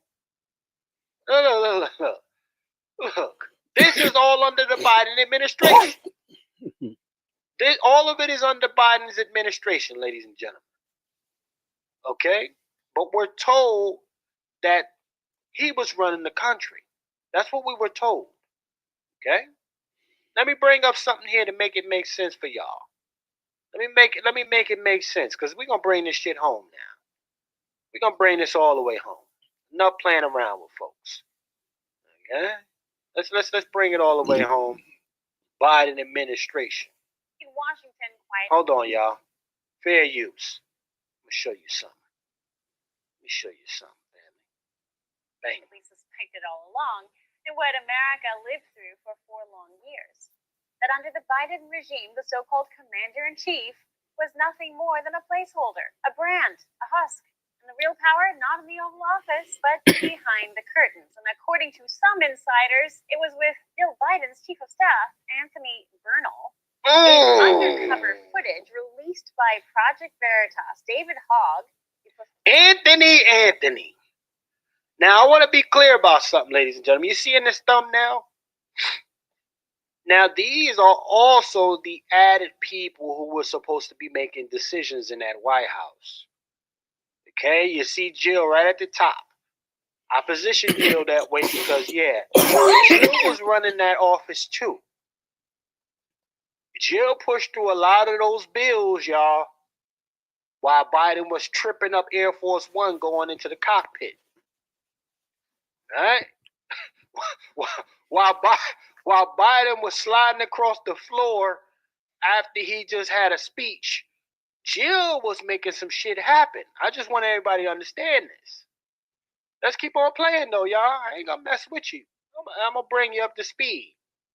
Biden was nowhere to be found for at least the last 3 of that 4-year administration. Professional activist turned DNC vice chair spills the kind of truths you're only supposed to share when the cameras are off and the Chardonnay is flowing. According to Hogg, Anthony Bernal didn't just help manage the First Lady's office, he ran the entire White House. Nice to meet you. Yeah. Fair use. Let's wake this up. Foundational question for me is how corrupt is the DNC if so many people knew, or few people knew about Biden? Well, the president of the United States. I mean, I think the fact of the matter is the DNC is always going to be a campaign arm of the president, ultimately. The bigger issue was the inner circle that was about Biden. That's it. And I keep stressing you and Joe Biden's chief of staff had an enormous amount of power. Joe Biden's chief of staff. That was an open secret at the moment. I would avoid him. He was scary. What was his name? Anthony Bernal. Oh. According to Hogg and corroborated by other former staffers caught on camera, Bernal, not Joe Biden, not even Ron Klain or Jeff Zients, was the invisible hand guiding policy, access, and internal decisions at the highest levels of the federal government. One DNC figure described Bernal as a Wizard of Oz type, except in this case, the man behind the curtain wasn't trying to protect the Republic, he was running it. This is no longer speculation.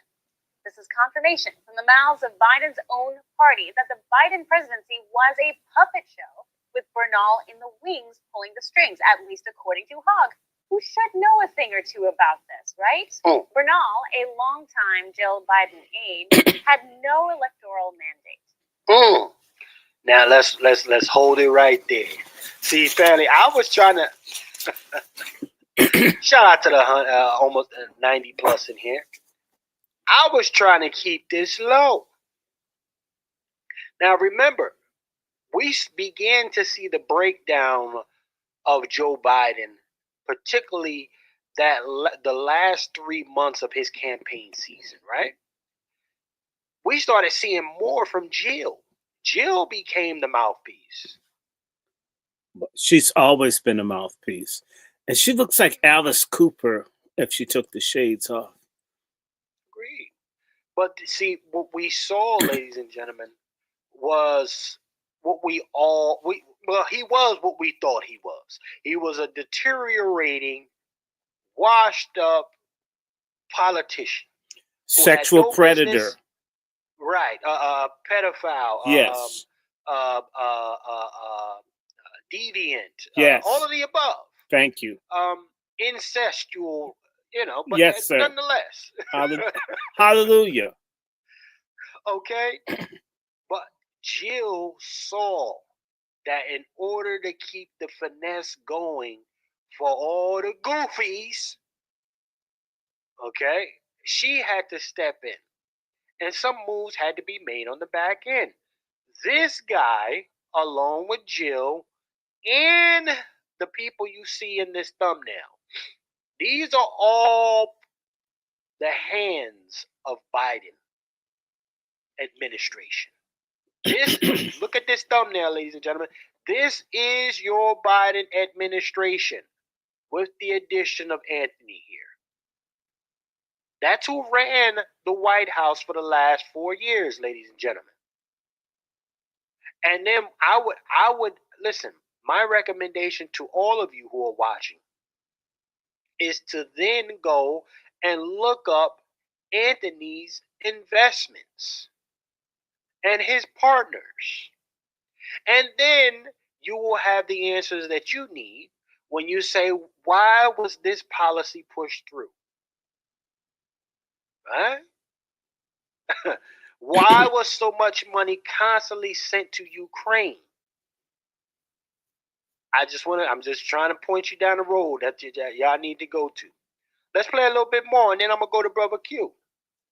No Senate confirmation, no public accountability, and yet according to these insiders, he wielded more influence than most cabinet members. So let's pause here. Imagine for a moment if Melania Trump's chief of staff had taken over the West Wing. Imagine the headlines, the impeachment hearings, the 25th Amendment panels that would start flowing. But when it's the Bidens, the media and everybody else just shrugs, because to them, a silent coup within the executive branch is only worth covering when it's fiction. We get all of that. And this is why I say the master of deception. Ladies and gentlemen, this is why I also titled this, What's Good is Bad and What's Bad is Good. Okay? We have watched deception after deception take place in that administration. And let's be very clear. It hasn't stopped because we got a new president. Yeah. I'm going to do that too. Don't get it twisted. Okay? We're talking about the same bird, just two different wings. Let me go to Brother Q. Sir, Brother Q, I mean, listen. Clearly Biden wasn't running that White House falling downstairs, upstairs, and on the stage. There's been 3 different types of ways that Biden has tripped.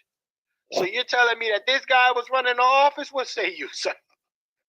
Oh, it's funny because this is a remix of 40 years ago when Ronald Reagan, like the Sister Star said, when Nancy was basically running the White House. So you would think that something like this wouldn't be able to happen again, but it comes a point, like you said, Chef C, that people have to do the research. People have to understand what was being said prior to him and even becoming the president, and how they was basically using Ukraine as a way of funneling money, him and Hunter, and having the chief of staff and having an investment in the funneling of money, funds, arms in Ukraine. Come on. And I'm at the point when it comes to stuff like this, I'm not saying that the American people don't care, but obviously, if they don't think it's important enough to stand up, to hold these people accountable, I'm not going to do it. Because the bottom line is people were told. People were told that this man was the way he was. People that have been around, someone on this panel, Dr. Short, been talking about it. And we just forgot that this man did all this stuff while he was in the Senate. He did all this crime, all this hatred towards black folk And then they just thought that he changed. He matured, as they would say. No, the boule got bribed. Traitor black people got paid to lie to us and to deceive. I mean, the people who told the truth. It's the same thing with Ofaga. We've got an element of the black community. They are traitors. They're worthy of death for what they're doing to us. And until somebody gets popped upside the head with a tomato or an egg, or someone's car gets a tire hole punched in it, and for people to say, we're going to get you bastards for doing this to us, we're going to get you. Until that happens, until black folks say, we're going to get physical with traitors, and the other side is offering money for them to destroy us, they're going to follow the money. And we shouldn't have to buy people. As I said, there's got to be fixed punishment for people who would do this to us, must pay for it. And I'm serious. I mean, look, people can say what they want. When they talk about the Black Panthers and the medical care and all that stuff, do you really think that black doctors and other people just were willing to help poor black people? Do you really think that black people that have are any different from white people that have? You think that black people that are successful are less selfish and more humane than white people? You're out of your damn mind. In reality, the Panthers let people know, we'll beat your ass if you don't give a couple hours to help the community. Which is why when the Panthers were being murdered by the police, there was a delightful silence of the black elite. How dare someone tell me I have to give a damn about broke black people? In the words of the Omega Sci-Fi Negro at University of Virginia, he told me, we destroyed all the people like you, Short. Why do you exist? He said this to my face. We got rid of all the people like you in the 60s and early 70s. I hadn't even done anything. We got rid. I mean, you're not supposed to exist. I mean, I'm not supposed. I mean, this is how they feel about us that don't want to suck ass for dollars or for at least biscuits or crumbs or just suck ass for general principle, right? We're not supposed to exist. There's an element of treason in our community. It's in our churches. By the way, if you notice at TD Jakes, he's been, I don't know if he has the AIDS slim fast diet or whatever it is, has made his ass smaller. Some people said Ozempic, and I said Ozempic. But I mean, you've got the ears of all the churches, and you can't open your fat black mouth, you goddamn disgrace, to talk about racism once in 40 years. And all the other niggas that have sat under these prosperity bitches. I mean, these people, they could kill all of us and it wouldn't move them. So back to what I said, the reason that the Panthers got stuff is because people knew they better do it. They were made to do it. It's the same way that Trump and them are doing things for their white base. They better do some of the things that these people think that they want, even if they're betraying them with the tax cuts. We're the only people that have folks who supposedly are like us, that represent us, that don't have to do a goddamn thing for us. Because you know what? They'll go to a church or an event and people want to take pictures and say, ooh, he's a congressperson. Or my words to your former congressman, Brother Quentin, I asked him to his face, what the fuck use are nigger congressmen and congresswomen if they don't protect black women and girls? Sir, that's a quote, April 5th, 2011, to the face of the congressman. They don't see people like me. Either people want a job, they want to hook up, they want something. We don't have anybody willing, like Brother Wolf, to wage war on people or confront them. There's an element in particular, too many black men are like this. where it's just go along to get along. I don't follow politics. I just want everything to be. No. Folk are at war with us. They've been at war with us since the Pope put those bulls together in the 1450s. There's not a goddamn thing I could do about the war waged on me other than to fight back and resist. And until we show our traitors, we'll get your black asses first. May not be able to go after the billionaire, may not be able to get Elon Musk, but we could sure make a fool out of Ras Baraka. We could make a fool out of that bald-headed RuPaul-looking bitch from Boston, Ayanna Presley. We could deal with some of these people. We could run their asses. In fact, a lot of people leave office when people really can't stand them. The reason that black folks stay forever is the older they get, we have this twisted thing of thinking the older people get, the nicer they get. Biden was the same racist when he couldn't remember his own fucking name as when he was passing the legislation to fight busing and to mass incarcerate black people. Black folks feel like the passage of time makes everything better. That's like saying if you have cancer up your ass and you don't do anything, 20 years later, it's going to go away. It's stupid ass logic. You got to make it go away or accept the fact you have a big lump in your ass and you're going to be constipated. You're going to die. We have not said it costs to betray us. We used to do a little of it, and it stopped in part because we started trusting BEOs. I call them black elected orifices because there's nothing official about those useless niggas. You know, black elected officials, I call them black elected orifices because they just go up there and crack their ass and let anything inside as long as they get a check and get rich while the communities and everything gets worse and worse. I'll land my plane for a second. Listen, brother Dr. Short. TD Jakes heard you talking about him, sir. And he got a word for you. If they don't protect black women and girls. Sir. Swallowed up. Have you ever been swallowed up? Have you gone through a time of swallowing where everything was... Well, he's been swallowing. He's been swallowing, and I'll tell you something. This whole Diddy trial, not that we're going to go off on that, but I did want to say this. A big part of what's happening now is a lot of frustrations that we even exist, and we can't make people feel better. And white fatigue is real. Black fatigue is like a combination of white male angst over low sperm count and erectile dysfunction and other stuff that masquerades as being you're mad.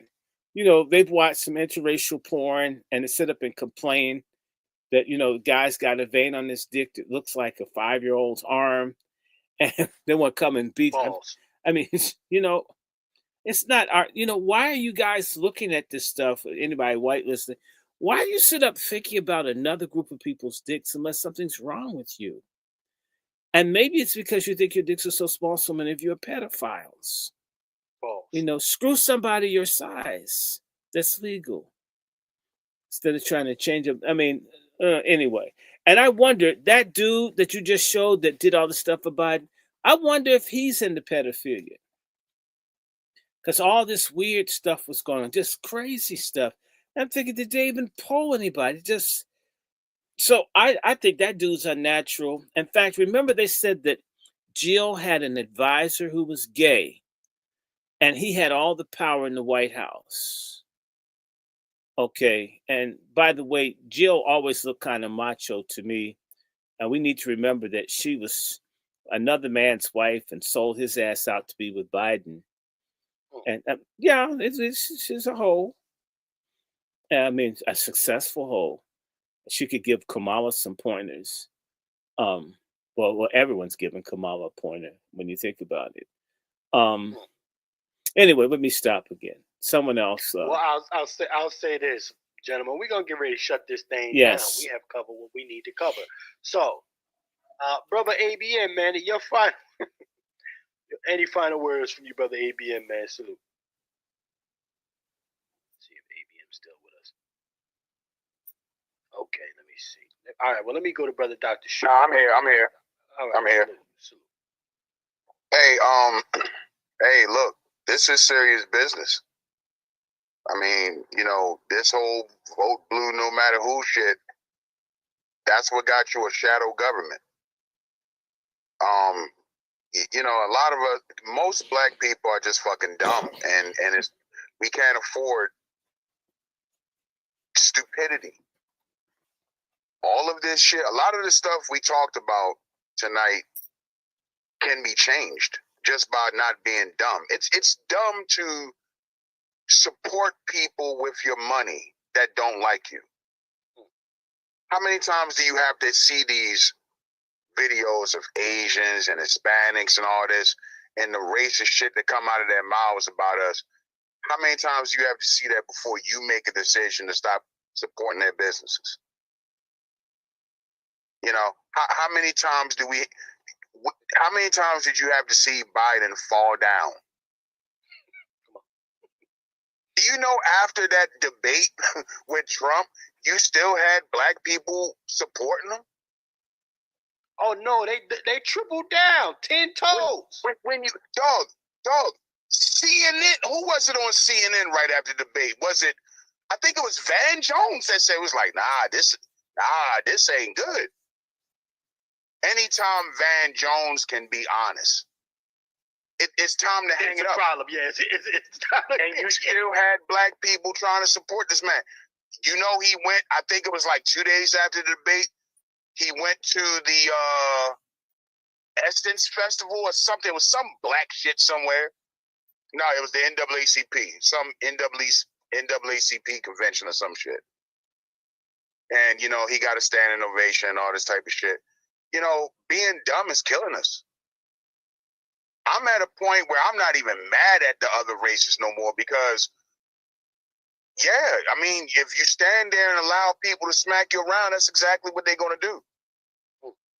And you goofball niggas out there, either, you know, and like I think it was DrRandyShort that said it earlier that, you know, I mean, we got a race of fence riders. They just want to sit on the fence on every single issue. Or it's they just going to double and triple down on Democrat no matter what. You just watched this Westmore bastard, you know, say no to our study of reparations. You vote blue. You vote for the black guy. And then that's what they do. So, again, how long are we going to be stupid? At some point, it's our fault. And you can blame white supremacy and all that. I get it. But what's the point of blaming white supremacy if you're never going to do anything? So let me ask you, brother ABM. Are you void of the quote unquote white fatigue? No, I definitely have white fatigue. Yeah. You know, but but you gotta be realistic. And what I see from a lot of black people, especially the fake ass pro black types, you talk a good game about white supremacy, but then you only see racism from white people. You don't see nothing racist coming from the Hispanics. Nothing racist ever comes from Arabs. All these other people who's racist, you somehow don't see that. So that's bullshit. And it just goes back to the fence straddling. And all you scary Negroes and your fence straddlers and your vote blue, no matter who people, you're killing the rest of us. So, you know, what's the difference? If you're not going to wake up and realize that all these other people are against you, and then you talk about white supremacy, but then you support the Democrats, it's fucking crazy. So I don't take you serious. And, you know, sooner or later, we're gonna have to come up with a solution to that problem of black people always on the damn fence about everything, never want to get proactive, never want to use your damn brains. And I'll land right there. Thank you. Man, salute to my nigga AB. This nigga ABN don't be care about nothing. Salute to our brother ABN, man. He not playing with y'all, man. Hey, listen, and you know what? I understand the brother ABM's position. I get it, and part of me strongly agrees. I have to say that because again, it is becoming very difficult, very very difficult to point the blame. However, my fatigue is still real. My white fatigue is real, and it's exhausting, quite frankly. I'm gonna read this we have here in this thing by my brother LWF. Carcasses will be stepped hold on. Carcasses will be stepped over when you have voted blue 90% of the time against your own interests. Now that's a fact. You're volunteering a caucus at that rate. So let me go to brother. Let me go to brother Dr. Short. Brother Dr. Short, sir. Your final thoughts here, and I also would like to have an understanding. Do you have any? If there was white fatigue, do you have any, sir? I was born with it. It's congenital. Excellent, sir. Elaborate, sir. Well, just I can't recall not being sick of this stuff. And so always. You don't believe me? While my mother's alive, call and ask her. I didn't like the obstetrician that they had. We hated each other. Before I could walk or talk, you could feel the hate coming off the man. I don't know how Black people accept so much. I mean, it's almost disgusting how much hate and abuse we get all the time. Even when I was a kid, and I don't hate people, but there were certain days I didn't play with my friends that were white. I had days where I just didn't want to be bothered with white folks after school. Right. I'll see you maybe 2 days from now. I look, I'm not trying to make this a racial thing. I'm always straight with people, right? That depending on how you classify me, I'm like, a quarter white or fifth white, whatever. Not that means that much to me. So I don't have this thing, oh, white's bad, but how you treat me. And most folks aren't taught to respect, to treat people fairly. I've been tired of this all along. And I've actually given things a chance and so forth. I'm not interested in doing it now. So someone sent me an email the other day. They wanted to talk to me. And I'm thinking, I don't have the energy to do one-on-one with someone white that doesn't get it at this age. You're never going to get it. Okay. And so when they talk about white fatigue, imagine the nerve of someone. I don't want to do one-on-one with you. You want to know something about Black people? It's called a fucking library. Go to one. Read.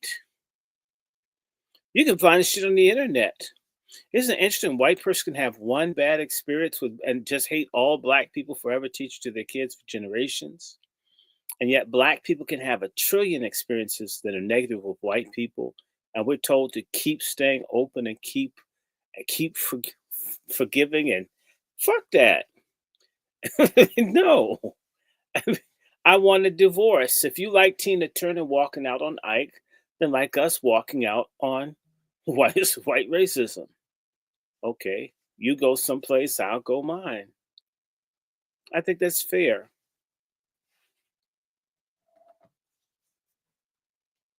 Well, I'll say this, sir.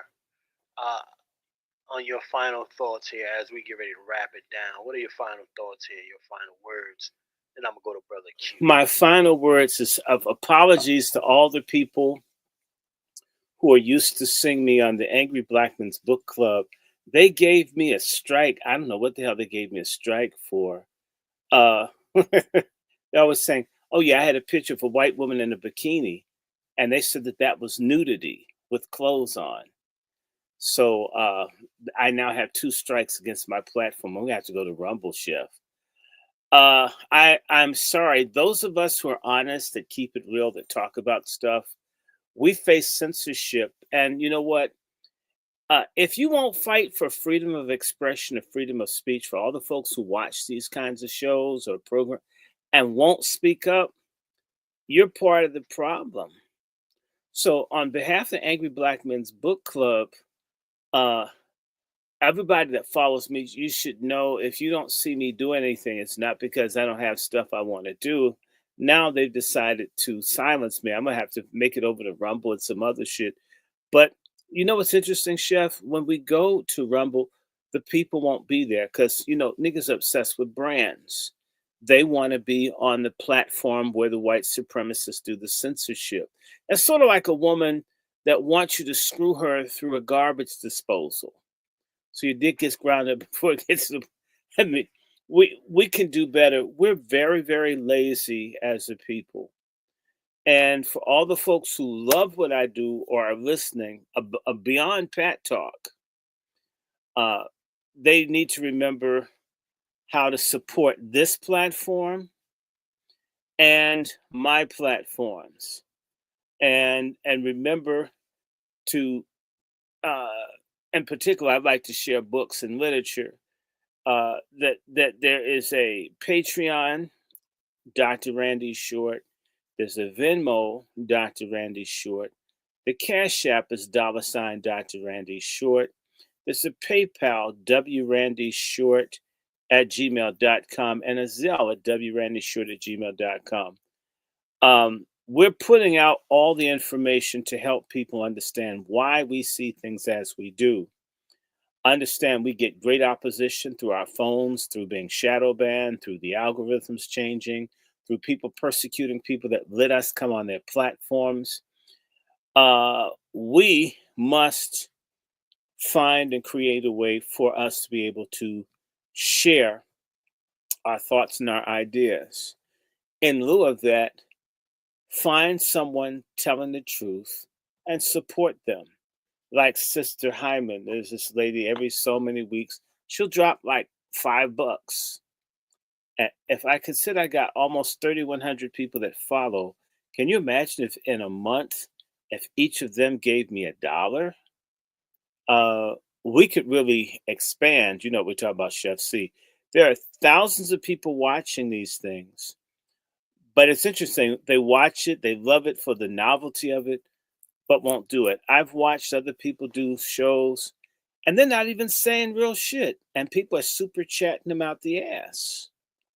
Is it that our people pay to be lied to or entertained, and we would starve anyone that would tell us the truth? But as Brother Lone Wolf says, you just might be a carcass that we'll walk over.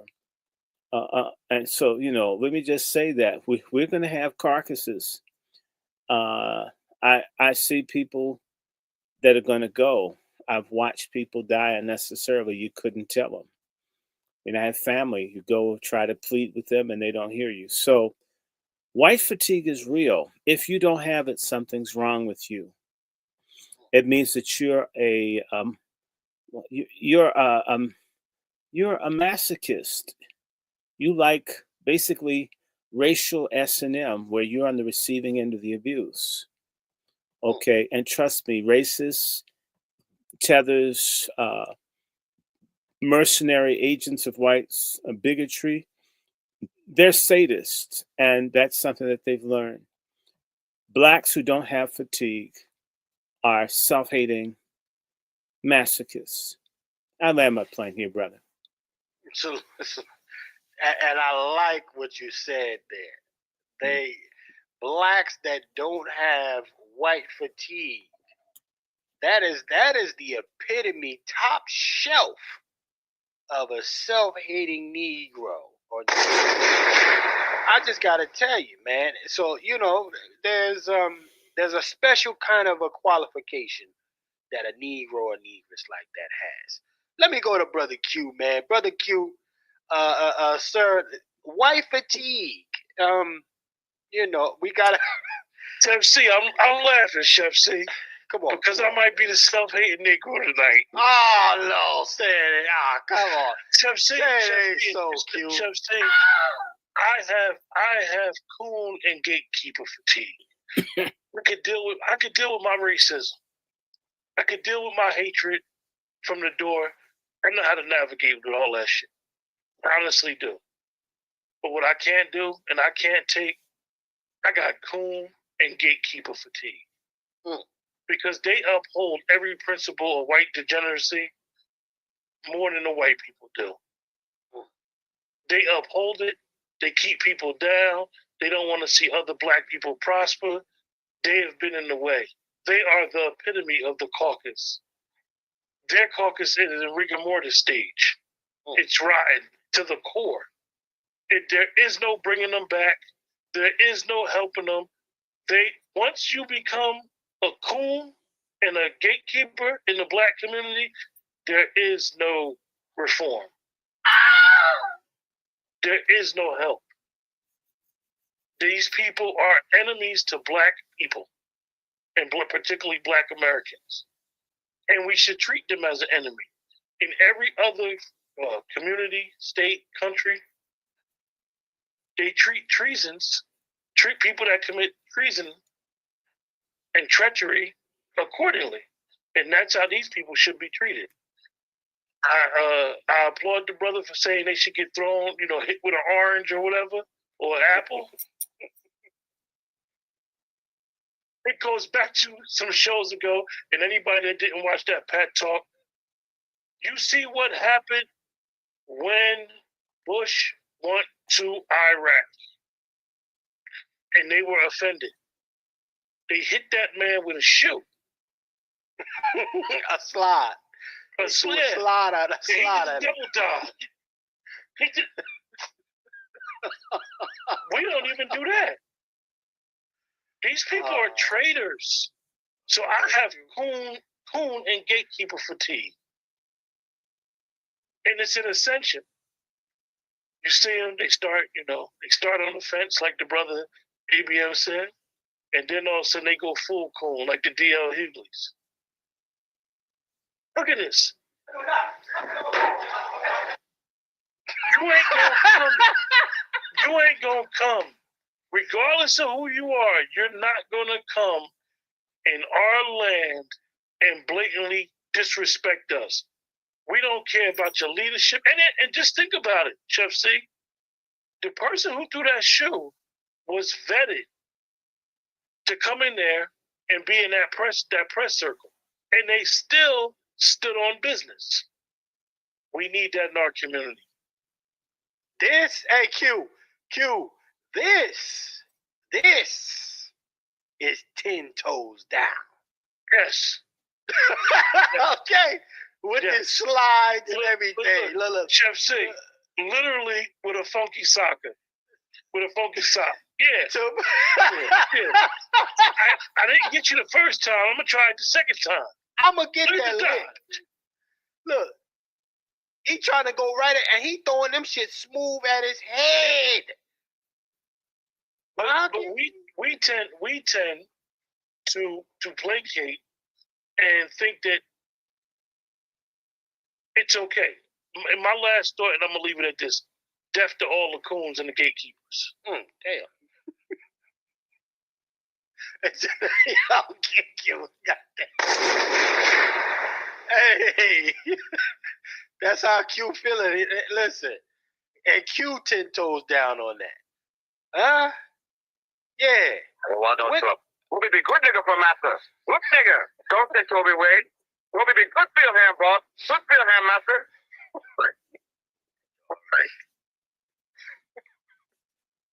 I gotta say, I haven't seen a display like this from Black Americans. I don't know, maybe in the last 20 years.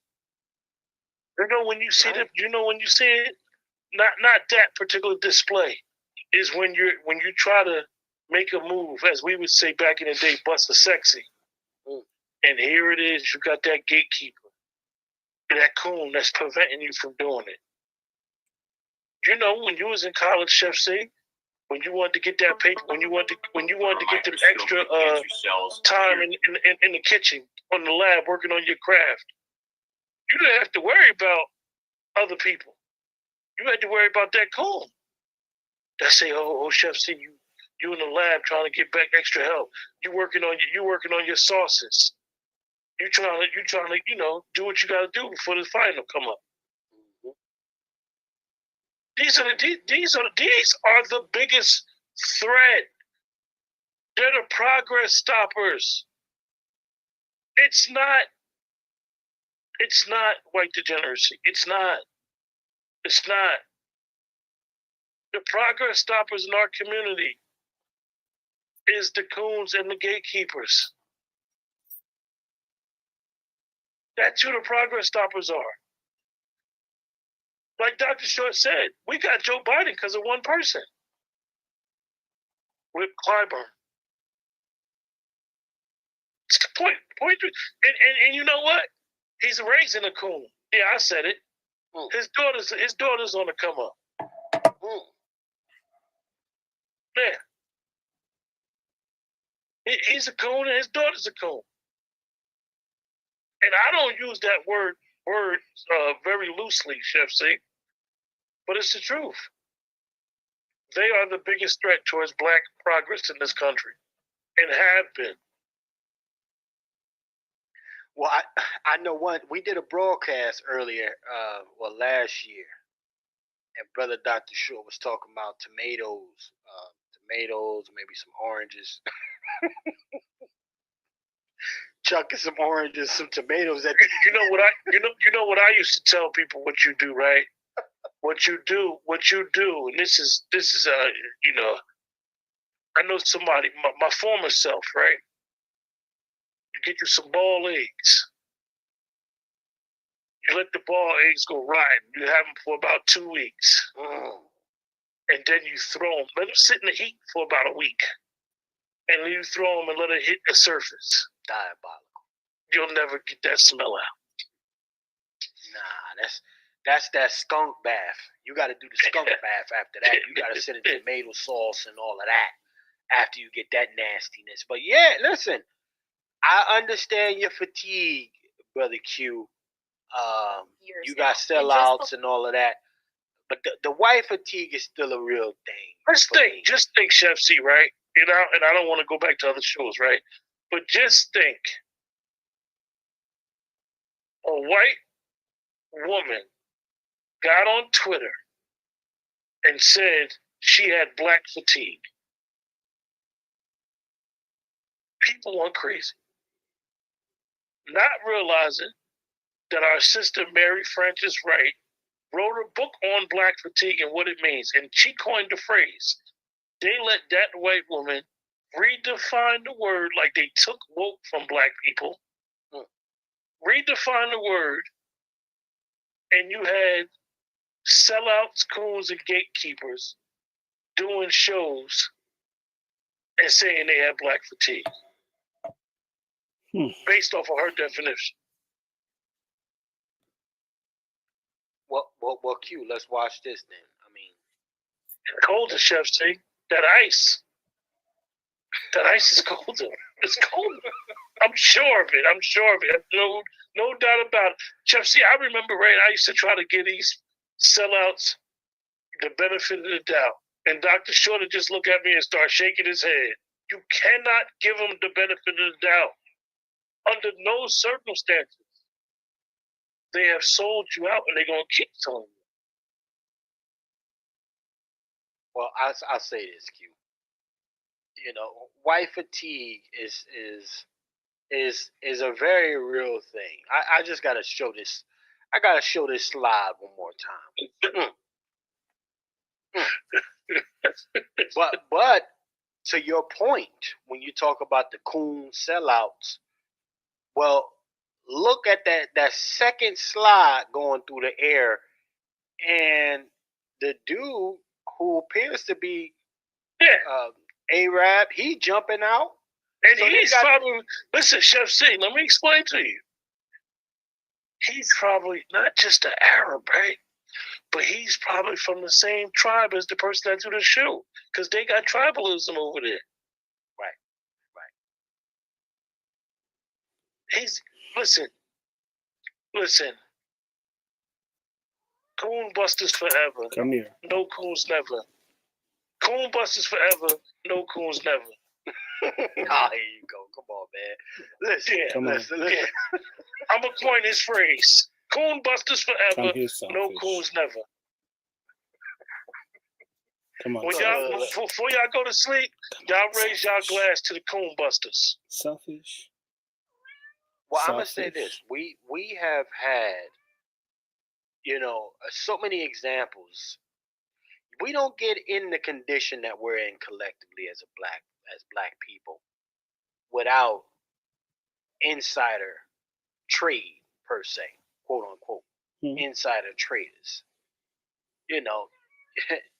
That system needs help in order to have its foot on our neck the way they do. It needs help. And it has always had assistance, though, right? It has always had assistance to be in the position that it is when it comes to the collective of our folk. So now we're looking at a situation. This is why I say selfish. I have white fatigue because, look, that white man savior complex, that white man, the don't hurt massa is global, as we can see here in this clip. Don't hurt massa. Look at him, jumping out. He will fall on the sword for massa. That is a global sickness. It's not just within our community. This is global. There's plenty of folks willing to jump on the sword for massa. That ice, listen, even over there, where it's supposed to be super hot, the ice is colder over there. Okay? So this is a situation where I'm annoyed by the systems of this white degeneracy, the effectiveness of it, the co-opting of our psyche across the world when it comes to sympathizing and being empathetic and wanting to shelter this type of a white guy from the justice that is overdue to him. Okay? That's the issue I have. That's where my fatigue comes in. Because it's not so much fought on the battlefield, as it was back in the day. They have moved this thing and have permanently cemented themselves subconsciously on that war path, on that war in that field. Battling you subconsciously, taking over folks subconsciously. This is a hypnotic type of a fucking engagement going on. Folks don't even know why they're sympathetic to this man while he comes through and pillages your community. Right? They don't even know why. I mean, United States itself, when we really keep it a buck, family, United States keep telling us all these reasons why they need to go ahead and get into a war with these other countries when they're really actually invading them. Right? That's the United States on conquest as usual.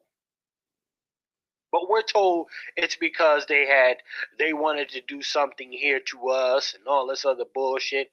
And you got folks jumping out the window. Yeah. So, I really look at it in that way. But I'm going to get ready to shut this thing down, man. I want to thank everybody for tapping in with us here today. 3 hours. We put in a little bit of work. Definitely I want y'all to keep it locked for the next broadcast. We'll be cranking up next week sometime. But real quick before we go. Stack you hard, fool.